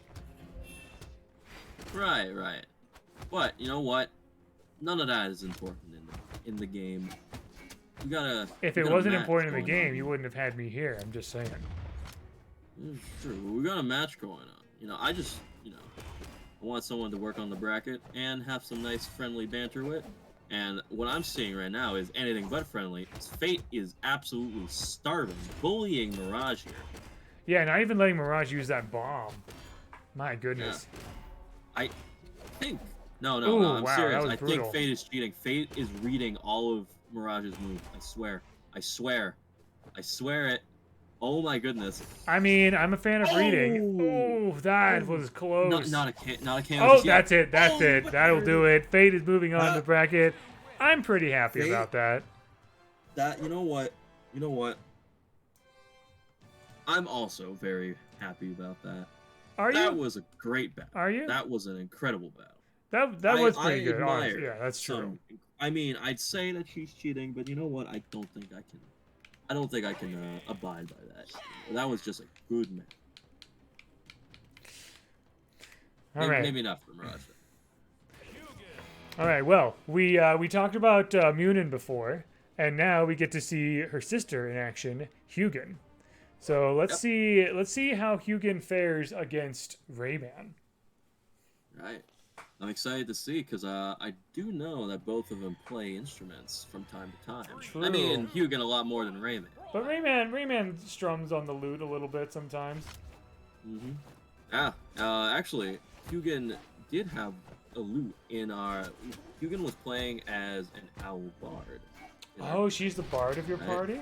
That's fun. I mean, yeah. Isn't that how fitting, right? Oh, that is incredibly fitting. I'm moment actually, she wasn't really interested in doing it until I said that there was a bard class, and then she was like, "I'm all up for it." Like, music really is in her soul. That's awesome. I love that. I did ask Rayman. I asked everybody. I didn't really get much traction except for Munin, not Munin, Hugin. Because Hugin didn't know what it was. So, you know what? I'll take it. I'm all for it. So Rayman just didn't give a response. He just doesn't care. Yeah. I mean, again, I told you before, I didn't really talk to the guy. I've like maybe I would have talked to him more if he accepted. Oh, that was a good finisher right there. You deserve that, Rayman. You deserve that for not accepting. Hugin win. Hugin had a very strong finisher there with one of her musical signatures, one of her musical signature attacks. That was cool. That was great. Really rocked him, right? That has to be a good one, right? That's you know what? I'll give that to you. That was I genuinely did not see that coming. That was good. Thank you. That was very smooth. Thank you. I'm a man of many birds. Of many birds. Of what do you mean? Many words. You like my bird play? Oh, God. So the next match is Mortex versus Thatch.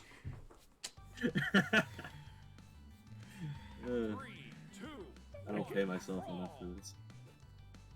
You don't pay yourself at all for you're not paying me for this, man. Like you're giving all these gold you're giving all this gold to the you said yes. I didn't have to pay you. You didn't say That is true. I'm just saying you're talking about paying you're talking about paying yourself. You're not paying me. Like don't talk about paying yourself when you're not even paying anyone in your staff here.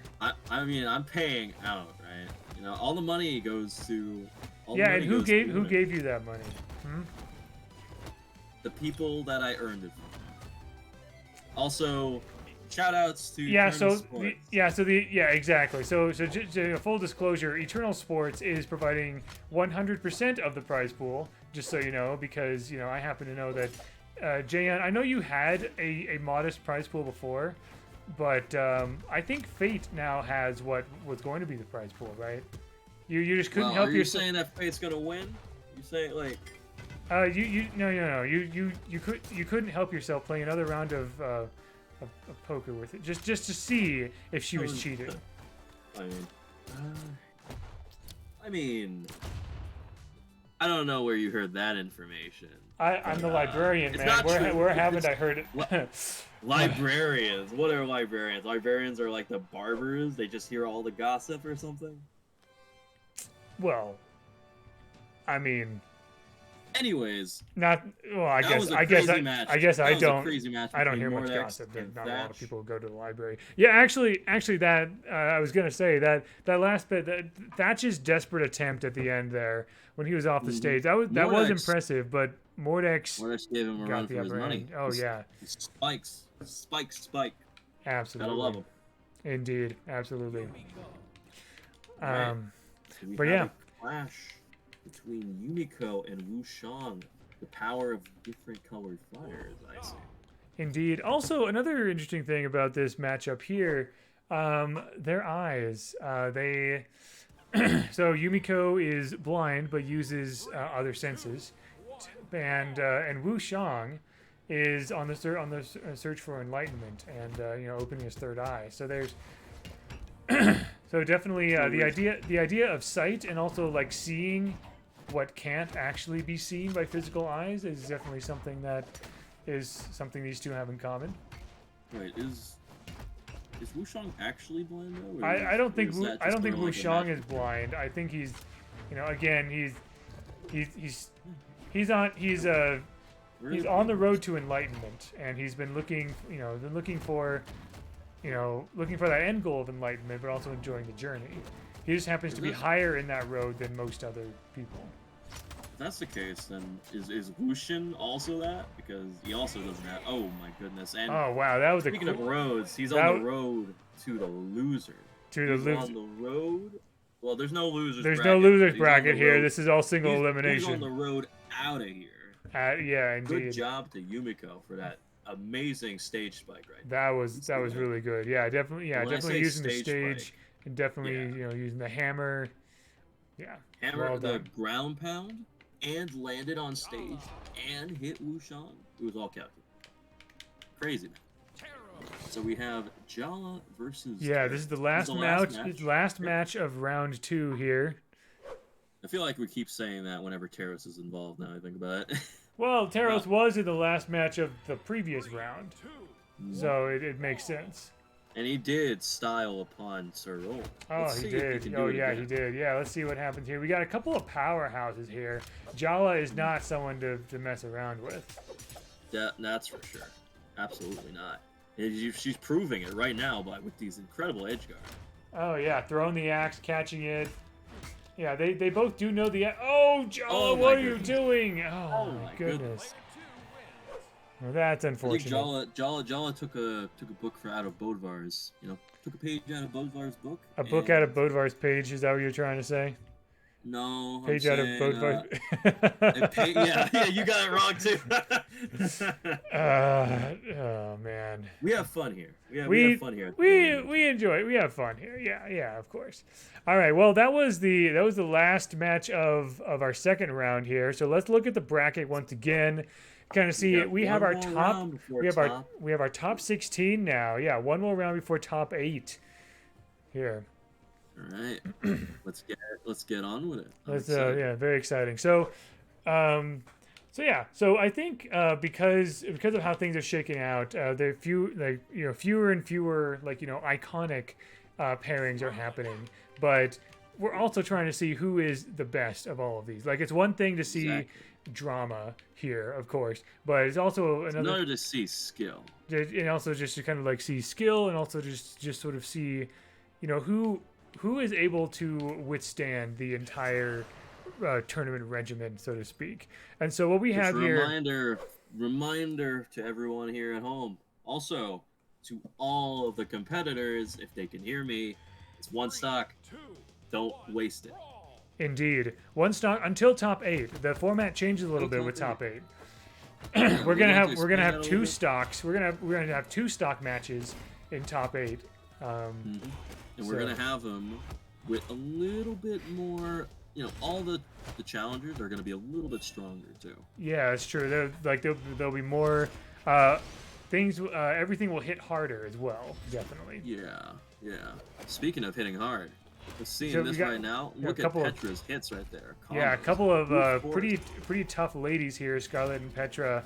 Petra is definitely giving Scarlett what for. Scarlett seems to be a bit desperate, trying to find a way to find purchase in this match, but Petra's not letting her have it. It's the brain versus brawn match. It definitely who comes is. out on top. It looks like it's Petra this time around, but.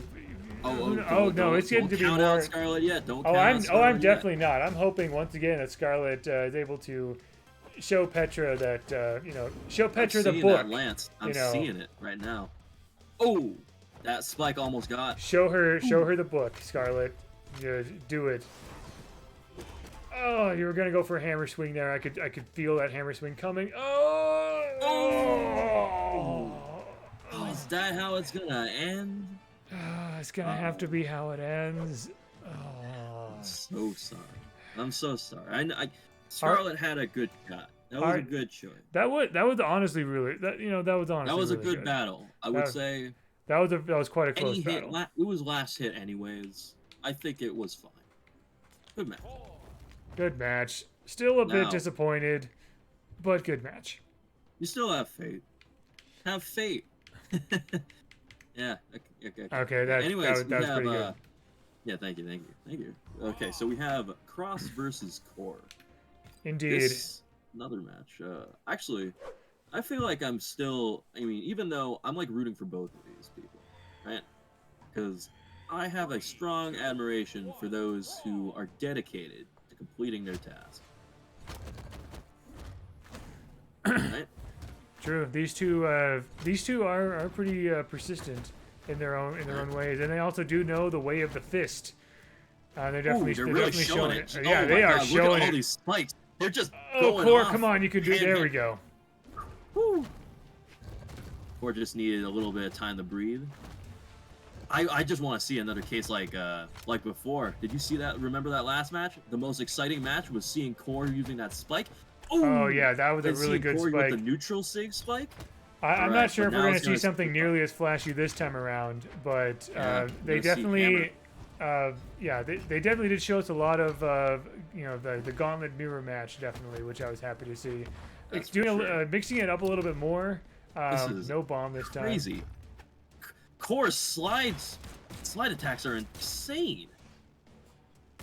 Oh, Tori's definitely getting the upper hand so far in terms of taking the beat down on Cross, but I think Cross has a few tricks really up his sleeve. Oh yeah, he is trying. Double recovery, really trying out there. Ooh, that was a close one. Oh, there he did the spike again, but he was not off the stage. Did it again. Wow.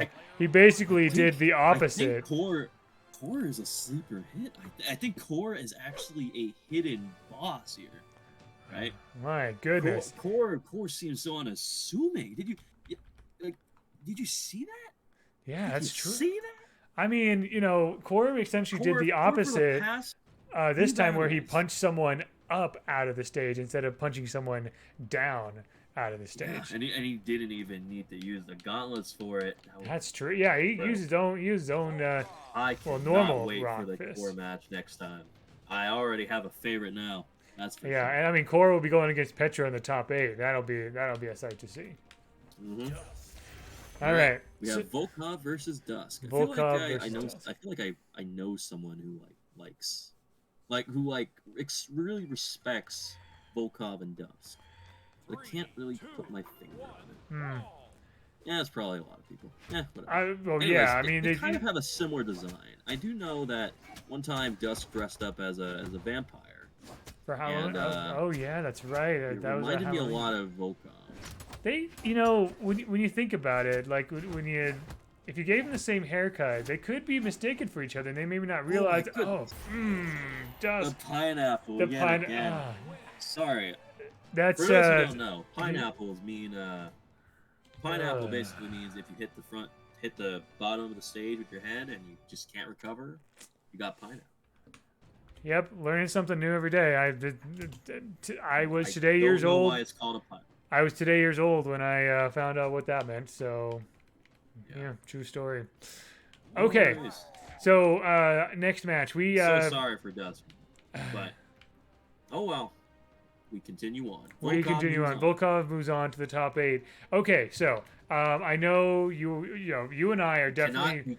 We can't talk. We can't talk about it. We cannot talk. I'm not talking about anything except Magyar here. That's not a problem, right? Magyar versus. Yeah, you know what? That's true. That's fair. Magyar versus Lord Vrax. Yeah, someone. Yeah, Lord Vrax. Lord Vrax, definitely. Good luck to both of them. Anyways, what were you gonna say about Magyar? Well, you like. I think, if I'm not mistaken, maybe I am. I think Magyar is the last greatsword user in the bracket now. So I imagine that you're kind of hoping that Magyar can take one for the team there. No, that means something else. Take one for the team definitely means that Magyar would be losing. I'm sorry. I hope that Magyar wins. Wins. Magyar's taking one home. Take one home. Thank you. That's what I was trying. Oh my gosh. Tongue-tied. Whatever. No worries. I'm sure that you've been, it's just first. I'm running a tournament here, man. Yeah, first tournament shivers. You're fine. You got the jitters. Vince, I mean, Jesus, I am seeing this I'm seeing these two fight off, and that defensive armor is definitely paying off here because Magyar is just not dying. Oh, Magyar had something going there, but Lord Vrax interrupted it. Lord Vrax has some high dexterity. Oh, no, Lord Vrax. Lord Vrax. He reversed it, and sorry, man. Sorry, man. I'll just have to cheer for sword users. I suppose there's that. Yeah, I mean, I cheer for great sword because there's less of them. But I guess I'll just cheer for a sword now. All right, we're halfway through our top 16 now. Actually.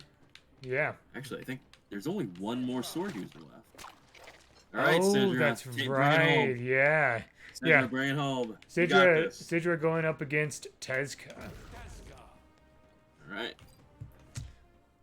I mean, this really could go either way, I'd say. Both of them started off with this weapon. And I mean, I'm there to join them, right? True. Sidra brought Tezka over to her stage here, so maybe she'll have a bit of a home field advantage. Yeah.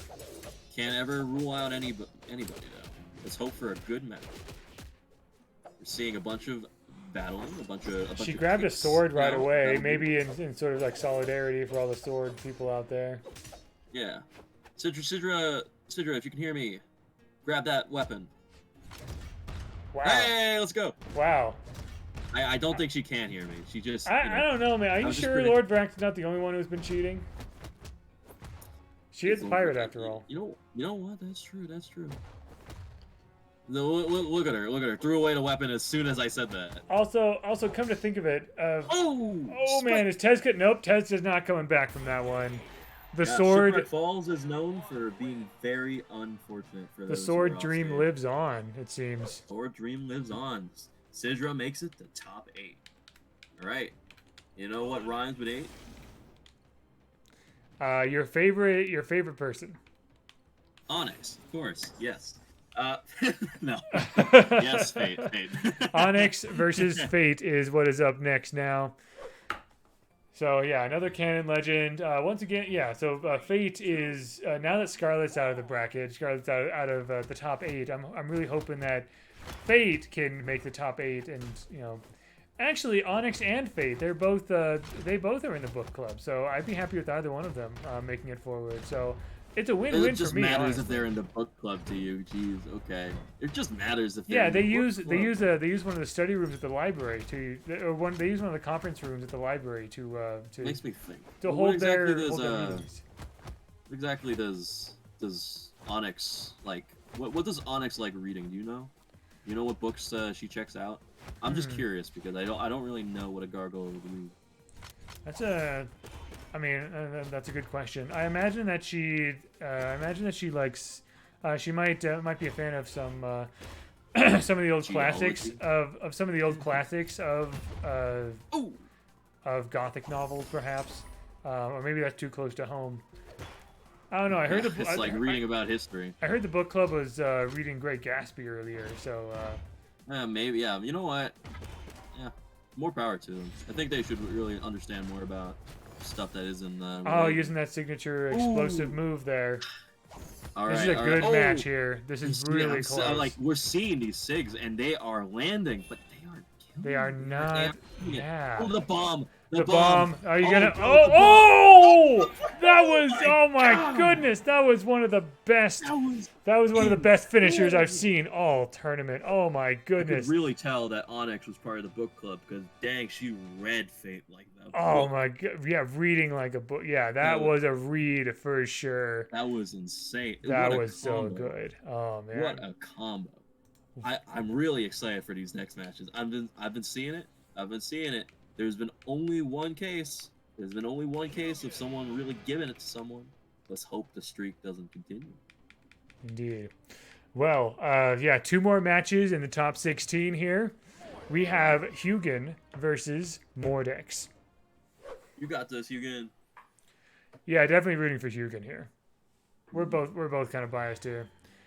Well, I mean, I feel like I shouldn't be discrediting Mortex. I appreciate Mortex, seeking knowledge, but I definitely don't appreciate the way he tried to use that knowledge during his mortal life. Is he banned from the library? Well, we don't really have any tome of ritual. Like we don't have like ritual tomes or anything, or spell books or anything like that. At least not definitely not available. What were you thinking? That was disappointing. Birds can't fly like that. No. Well done, Mortex. What an absolute shame. Well, yeah. I guess you know what, Mikey Bruce. Truly, my commentator's curse. Oh well. Is it commentator's curse or is it just Jaeyun curse? Because I just kind of feel like Are you what are you saying? What are you saying? I mean, you're good at thinking on your feet here, but like there's just like so many times where you lose a lot of money. I'm just saying, Do you really have to bring that? You really have to bring that up? Yeah. Huh? Yeah, because you told me that you had a prize pool up, and then all of a sudden you didn't, and you were just saved at the last minute by Eternal Sports. I'm just saying. Hey! Doesn't matter where the money's from as long as someone's getting paid, right? Yeah, as long as I somebody's don't need to getting say that. paid. Yeah, yeah. Yeah, someone's getting paid. Don't Well, worry I'm still about enjoying myself. Anyway, last match of the top 16. We got Yumiko versus Taros. it. All right, let's see it. 3, 2, 1, brawl. All right. I feel like I Who don't. do you I mean, think would win obviously, in this match? I don't know. Who do you think is actually gonna win this match? Who do you think? Let's make a guess. So Is Taros that- definitely has the brute force, of course, but I mean, Yumiko's got a much greater sense of perception, I think. Ooh, Yeah, you see, Yumiko dodged most of that bomb blast, whereas Taros just went in. Taros went in Did you head see that? first. He's a bit more brash like that. So, I think that Yeah, a bit ooh. bullheaded, if you would say. Yep, yeah, and that's that's exactly what I'm what's named talking the about. Yep, there we go. All right, Well, wonderful. I would say Yumiko just sort of knew it was gonna happen. Hmm. Even though she's all red, she has the red parts to her. Taros was looking too much at the blue. Indeed. Well, ladies and gentlemen, and everyone everywhere, we have our top 8. We have Petra versus Core, Volkov versus Lord Vrak, Sidra versus Onyx, and Mortex versus Yumiko. Who We would got- have thought? who Who would would've- have expected this? Honestly, Not us, that's for sure. yeah. I mean, did you have any predictions before? I would have thought that Kai would have had a better shot. I would Really? have thought Kai had a better shot. I would have thought. I mean, we have Sidra and we have Volkov, who are two people I gave the bye for a reason. But Right. I wouldn't say that Volkov really deserved any of his wins so far. He's definitely had an easy way to top 8. So Hmm. hopefully Lord Vrak's gonna actually give him a challenge. So are you saying you're rooting for Lord Vrax this time? No, I'm Well, just we can saying, let's hope that Volkov actually puts up a fight this time. Right. Well, anyway, we're gonna take a little bit of a break. We're gonna have you guys, we're gonna have a few words from our sponsors, from Eternal Sports and so forth, and we will be right back. So, yeah, and then we'll be right back in a back. couple minutes. Then once we get back, we will get to top 8 for you. Very exciting stuff. All right. Yeah, Anyways, it's gonna be you guys are gonna be really excited for that. all Let's right. go. All right. See ya. See you later. All right. There we go. Okay, so is the thing playing? I think it's playing.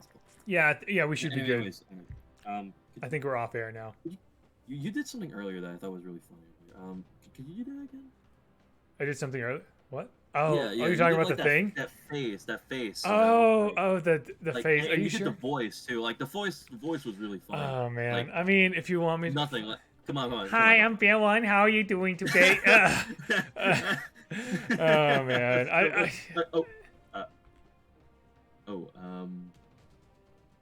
Has the camera been on this whole time? I guess they were done with their sponsorship thing really quickly, huh? They didn't. Anyways, you let's didn't see continue that. on. You didn't see that. Yeah. Top 8. We want to talk about top 8 here. Yeah. Alright, Okay. start Cool. Top 8. Yeah. Alright, we have Petra versus Core. Yeah. Now this, right? Let's see. All right. So actually, we're gonna talk a little bit about Petra and Core in this, right? So they're gonna go at it 100%, right? And they're gonna have 2 stocks. Indeed. Yep. Top 8. Yeah, Top 8 is 2 so stocks even with if- 100% even if- damage. Even if they get 1, even if they lose 1 to just falling off, it will be fine. It'll be all said and done. It'll be all Indeed. good. So Yeah, I mean, 2 not stocks all good. with more damage. We'll see Yeah. how this goes. 3, 2, all right, this map is out of this world. Out of this Yeah. world. Thank you. Did you actually like that one? I actually kind of did, yeah. I Thank you. mean, you know, I give you a hard time I'm for really some working of your. on it. Yeah. I give you a hard time for some of your puns. You know, it's only because like I want when I hear puns, I want them to be like good, like you know, really well considered and everything. Yeah. Good save, Petra. But yeah, I mean, you're doing better. You're learning and all that. You know, I'm getting more used to it. You know, it's my first time commentating too. We do have a book of puns at the library. I'm just saying, the library is a useful place. Okay, I'll go to the library. You know what? After we get grab a bite to eat. We'll go to the book club. That is. We'll go check out. That is a huge W. Speaking of W's, we got Petra getting one over on Core already. Although Petra is very heavily damaged. Yeah. Yeah. Core just needs a just little one bit. more good hit. Yeah. Oh, that was a close one. extra Oh, credit there it that is. Petra There could it do. is. Yep, last That stock for was both of them. clean.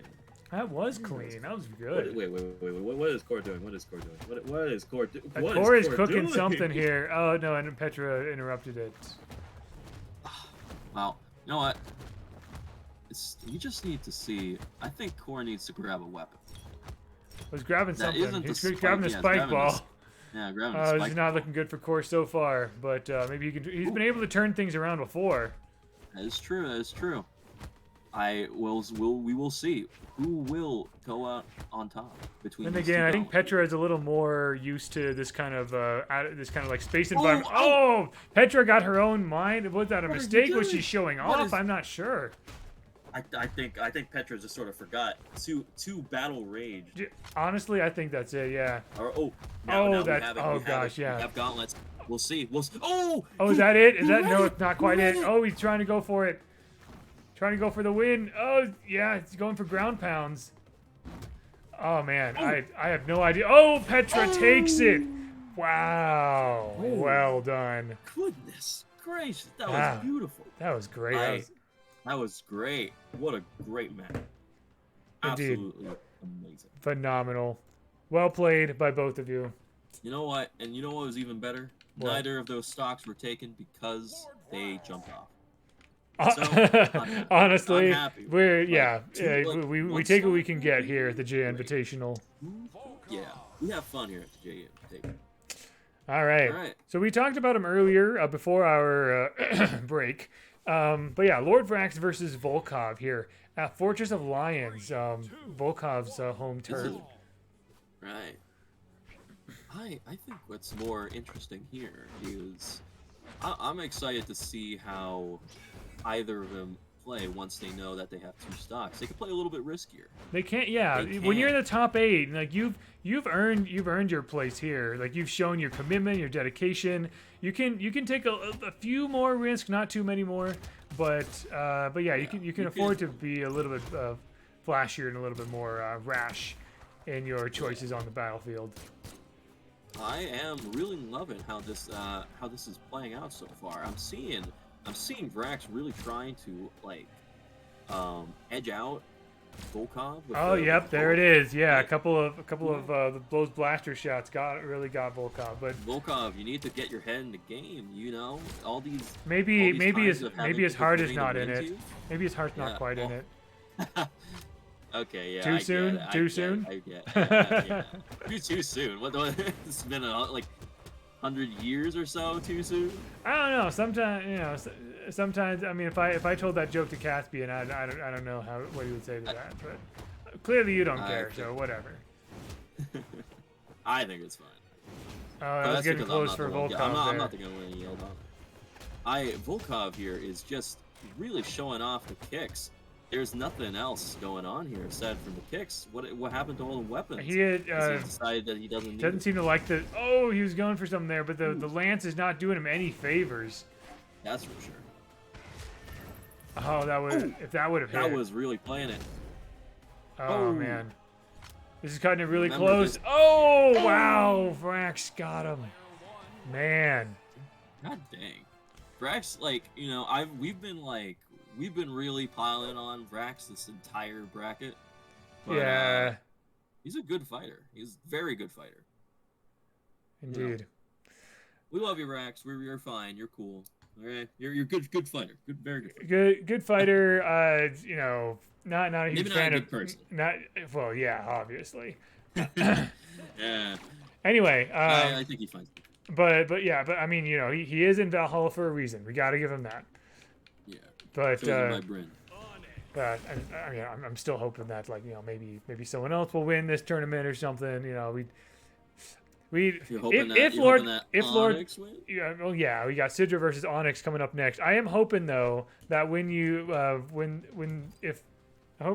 if Lord Vrax wins this, and if we find out he cheated, then, you know, what'll that mean for for the integrity of the Jaeyunvitational. It'll mean that I'm gonna beat him up. That's a good answer. I like Yeah. that.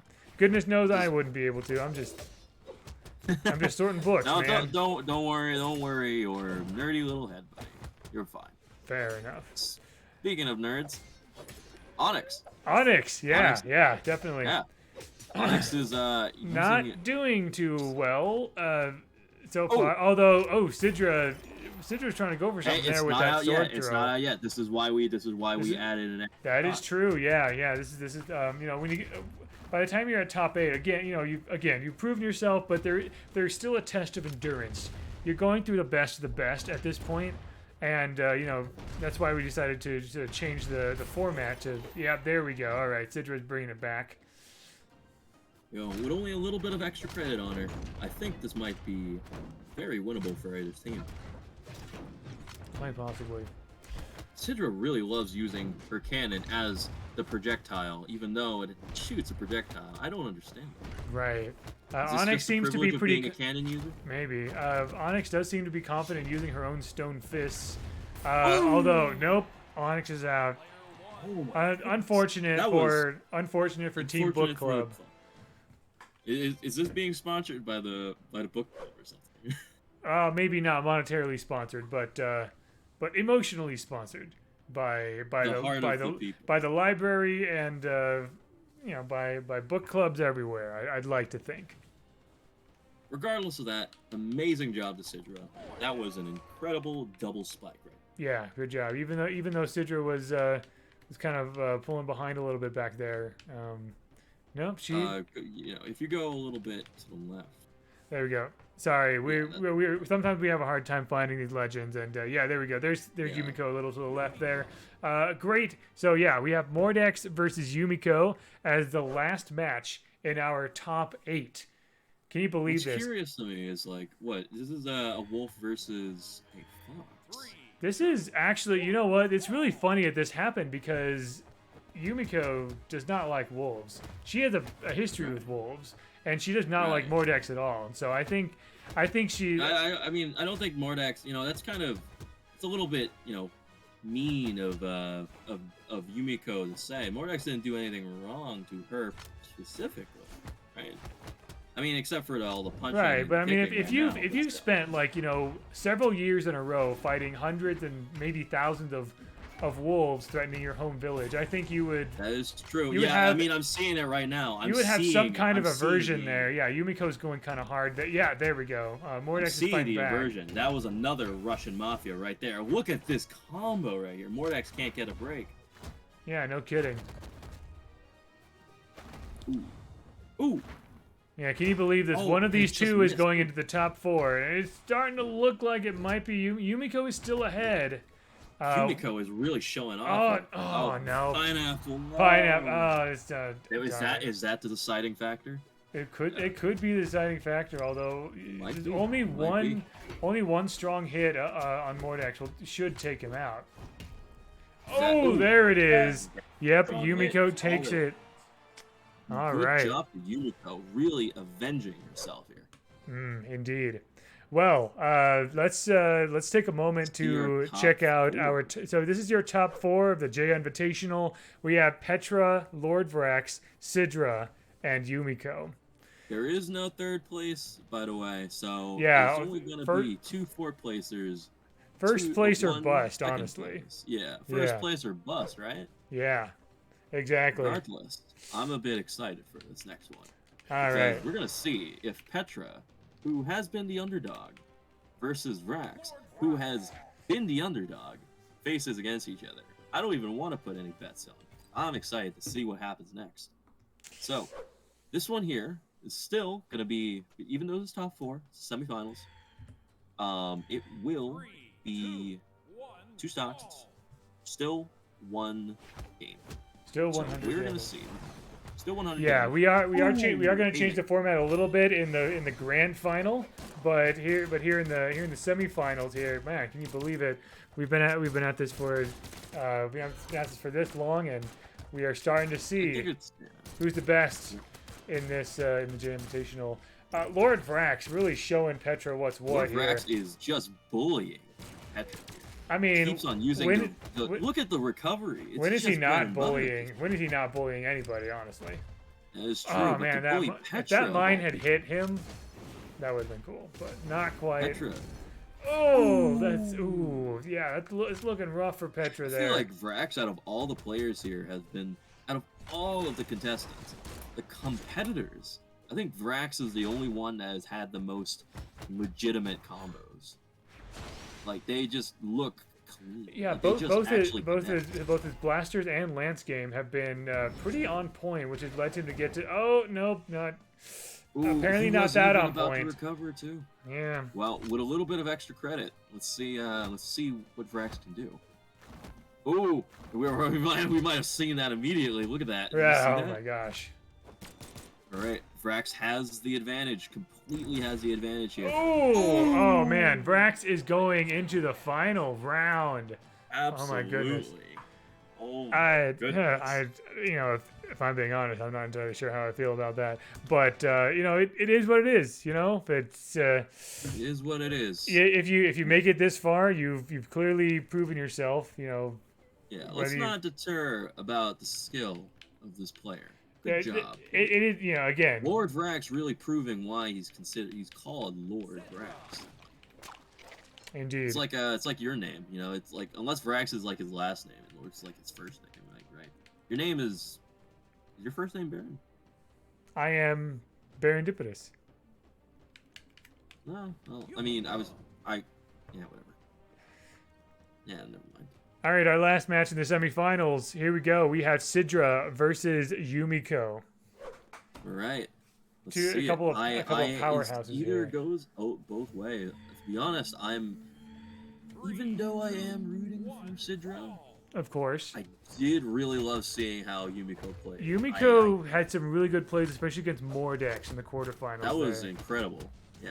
Yeah, we'll see if we get any more of those. We'll see if the anger still stays against someone who doesn't really have a vendetta. I mean, she's really proven that it doesn't matter who it is. It does not matter who it is at all. Yeah, I don't know if Sidra has maybe been intimidated, maybe haven't like come across something like a Kitsune before. I don't know. Sidra does have a Kraken, but it's true. She has. Oh nope, there we go. Even in the odds, there it is. Maybe she's a little bit like nervous because she played like a cat, right? She played a cat like creature. Oh, in your TTRPG, yeah. Yeah, maybe she's still role playing it, and you know, Yumiko is a dog-like creature. Fox. You know? I mean, I don't know. Just, not enough. In spite of the cats on the stage themselves, not enough cat energy. Could help Sidra beat Yumiko. So wow, this is. Can you believe it? Absolutely not what I was expecting the final. Yeah. So neither of us made any prediction. Neither of us made any predictions here. But can you? Oops! I made a little mistake here in how I organized the bracket. Yumiko's not the champion, but here we go. Yeah. Yumiko goes on the bottom, right below. Here we go. Underneath Sidra. Yeah. Sorry, this particular shape of it again. First time running a tournament. Yeah. No, you're fine. But yeah, if you thinking back to when you before this tournament, did you imagine who were you thinking could possibly be in the grand finals? I was hoping, right? Because I've made it to grand finals, and Kaya made it to grand final. I was hoping Kaya would do it again, but it appears that in the grand tournament wasn't the case. Yeah, apparently it wasn't the case. Have you noticed that both of those who are in the finals, they came from the right side of the arena? Oh, that's right. Yeah, they both came from the right side of the. So from the right side of the bracket. Everyone from the left side are completely out. That's very interesting. We didn't necessarily try to. You didn't necessarily have a theme around each bracket per se. Yeah, we didn't have that. We just wanted to see matches of grudge matches. Yeah, as many as we could. Yeah, well, now we so have the final match. the final, and we're doing something a little different for this final match here. So we're still doing 2 stocks, 100% damage, but it's going to be best of 3 matches. So Vrax and Yumiko are going to play up to 3 matches, could be 2, for an entire set, a best of 3 set, and whoever wins that best of 3 set is the champion of the Jaeyunvitational. We'll see how it So, goes. so Jaeyun, Best you have of luck any, to you have any last? I was going to ask any last words you have would say, before we start the final round. If Yumiko really wins, then I guess her wish really was granted. Good point. But All right. if Lord Vrax wins, then well, I don't have much history with Lord Vrax, so you know what? 2, 1, Good luck to both. brawl. Good luck to both, All right, indeed. Game 1 of this set. Start here. on the stage that I think, even though it's not like Vrax's home turf, Oh, it he's is very familiar much with a this. Vrax Oh yeah. stage, Oh that's yeah. for He's sure. feeling at home out here. Yeah.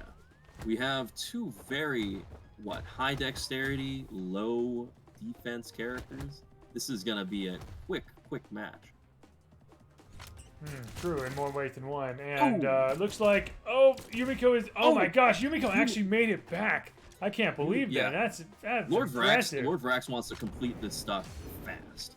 Yeah. Oh, there.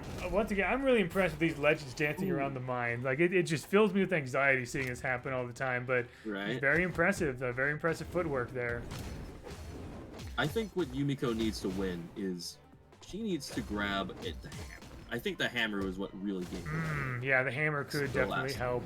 But I think that Vrax's lance is insane. Yeah, Brax's lance is showing up here.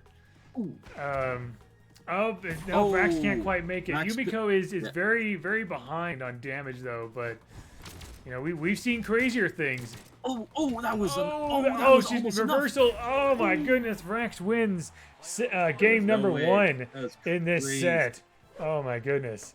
Wow. It's really, things are turning up Vrax here. Like, I can't believe it. Vrax has been winning all of these handedly.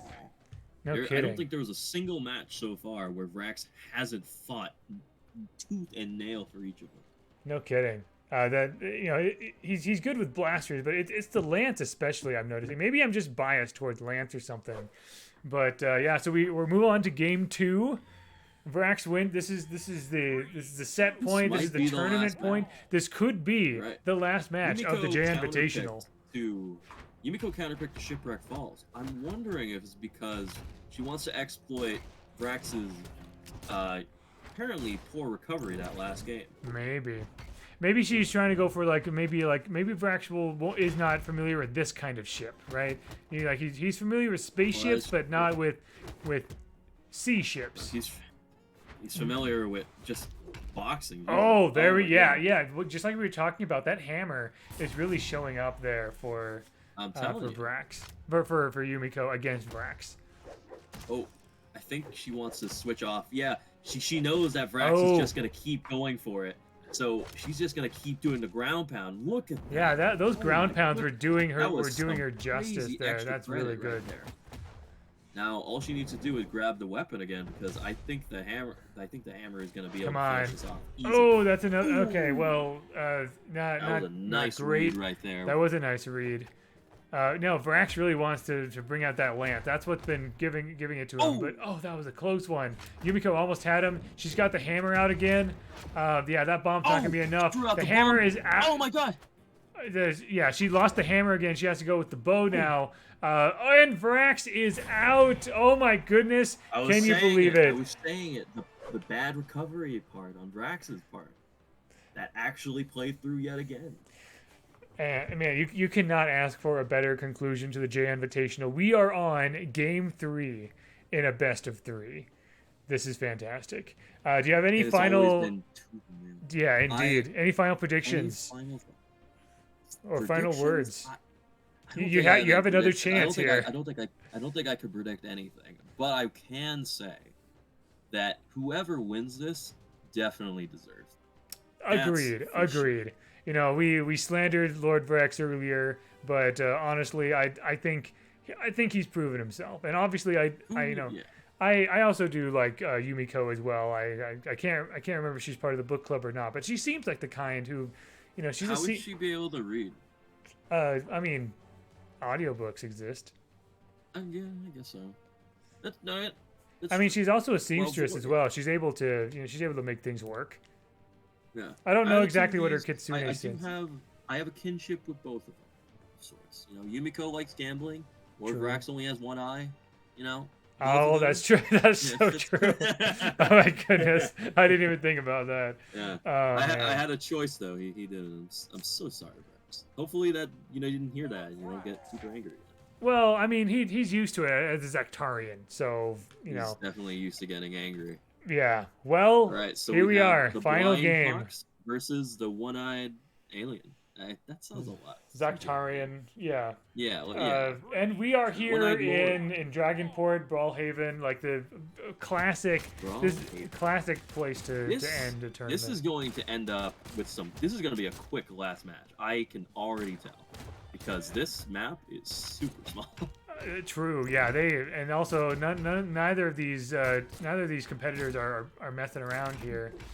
They aren't especially tanky either. So that's true. They're already reaching like. Yumiko's jumping around trying to find a way to hit, but it's not quite finding. There we go. Oh, and that Sig for some reason did not hit. That was surprising. Indeed.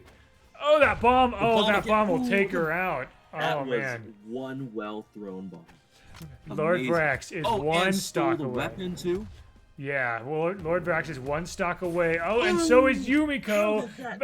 We are at game 3, last stock. No extra credit whatsoever. We'll see. Let's see how it goes. Oh, Vrax needs to grab a weapon. Vrax is trying to grab that weapon right there. Yumiko's not letting him have it. There it is. He's got his blasters. Not quite the lance he's looking for, but Yumiko's got the edge on him with that hammer. Clearly, she seems to be really beating him up with it. Oh my gosh! Yeah, using. I think Vrax. Oh, I think this might be it for Vrax. And there it is. Your champion, your Jaeyunvitational champion, is Yumiko. The Jaeyunvitational champion. And with Yumiko. One final time. Yeah, Yumiko. One final time. We will show the bracket. This is your Jaeyunvitational bracket right here, everybody. Congratulations. That was an amazing battle. I couldn't ask for a more amazing grand final right. Oh, indeed. However, Yumiko does win the prize. The prize of I've actually heard now. It is 1,000 gold coins. 1,000 gold coins. That's not bad for a quick little tournament like this. Yeah, not bad. No, yeah, I mean we had to scrounge up some money from and such, and I won a bet. So you won a bet? Yeah, with Hermes. Yeah, I won a bet with Hermes. He said that whoever like for the last second, I got a call from him. That's why I wasn't really talking a little bit earlier. I see. He said that Lord Vrax was gonna win because he just knew, and I was just like, you know what? I'll take you on. Yeah. So Yumiko, congrats, Yumiko. Yeah. Because not only do you get the prize, you also get Hermes money. Well, you get Hermes money. I get Hermes money, but I'll give it to Yumiko because I think I didn't get to pay. Oh wow. Anything out of it. Fair enough. Yeah, of course. However, I want to face Yumiko. Give me a second. You want to face Yumiko?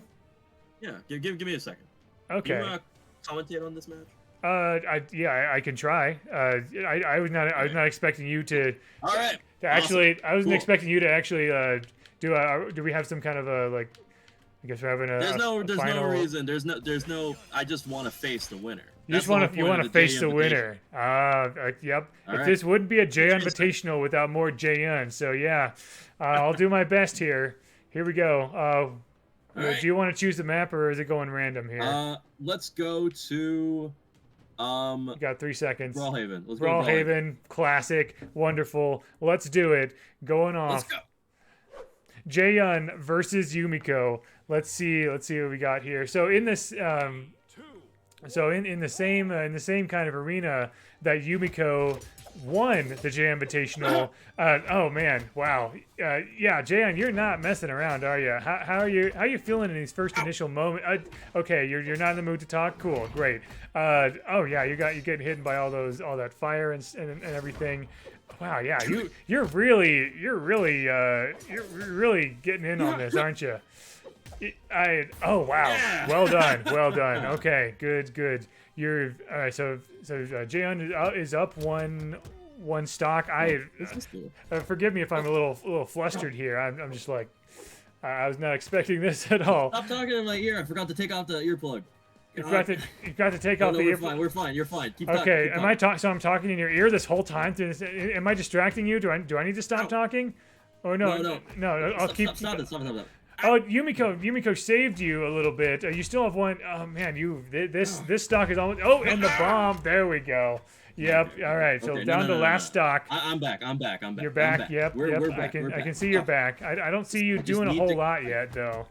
Hey. We're fine. I got this. I got the sword. You got the sword. You don't have the great sword, but you have the sword. I'm a sell sword. I use both. That's Let's true. Go. Ooh, let's oh, go. Yeah, this is getting really close. Oh, the sword got knocked out because of the hammer. Oh no, they're not looking good. No. Come on, Jaeyun, you got this. You got this. No. I believe in you. I'm kind of, as much as I was rooting for Yumiko. Oh no, and this is why Yumiko is the champion of the Jaeyunvitational. I will say, that was indeed an incredible match. I had to switch back into my regular clothes for that match, but I'm back in the esports clothes, you know. Yeah, there we go. Sports clothes. You know? I saw you were reading a little bit there as well. So yeah. What were you reading there? I was reading. I mean, it says you, right? So I was actually reading a little bit about you, Miko. Okay. You, me. That was okay. That's your best one yet, honestly. Thank you. I'm very pleased by that. You know what? That's a victory in my book. Indeed, Congrats to Yumiko for the win. Yeah, I will get my revenge. I swear, probably. I don't know. Who knows? But no hard feelings. Congrats to Yumiko. Indeed. Well, I guess that's a wrap on the Jaeyunvitational. Thank you once again, Jaeyun, for having me on here. And honestly, even though I was a bit flustered here with kind of running my first, helping to produce my first tournament, the first tournament along with you, this isn't too bad. I think you might be doing more of this. What? I feel like I want to do more fighting. You want to do more fighting? I think yeah. Okay, you're not. I mean, clearly you had fun being a tournament organizer, but I could tell you like being out there. This is definitely not a sustainable process, I will say. Yeah, fair enough. especially for a sellsword like yourself. Yeah, I am always on the run. I've always got the next job on my mind. So. Indeed. Well, yeah, I think I'm gonna explore some options here and see what I can do. I might talk to Odin about running my own little series. It's not anything I do is definitely not gonna be as big as a grand tournament, but I think these legends in Valhalla always appreciate having more opportunities to mess around and beat each other up every day and stuff. And let's give one good look at the bracket again. Let's see round one. Let's see if all the names are correct. Let's just see what's going on here. Right? Let's see if everything is done. I see Jiro has a 3 next to his name. Oh, did I mess up there? Oh, yeah. You probably typed it. I typed a 3 on the bracket. I'll try to make sure it doesn't happen next time. Baron. Silly. Anyway. Well, anyways. But this was a great match. I'm so glad that you came along to join me in this. How do you feel? How do you feel after watching all these matches? How do you feel commentating? I wasn't sure if I was cut out for commentating, if I'm being honest. But obviously I'm not the best. I usually prepare my words as opposed to speaking extemporaneously like I am here. But that's true. This is fun, and especially if there are other people to help me out with casting, that'd be fun. But yeah, there's just this kind of banter.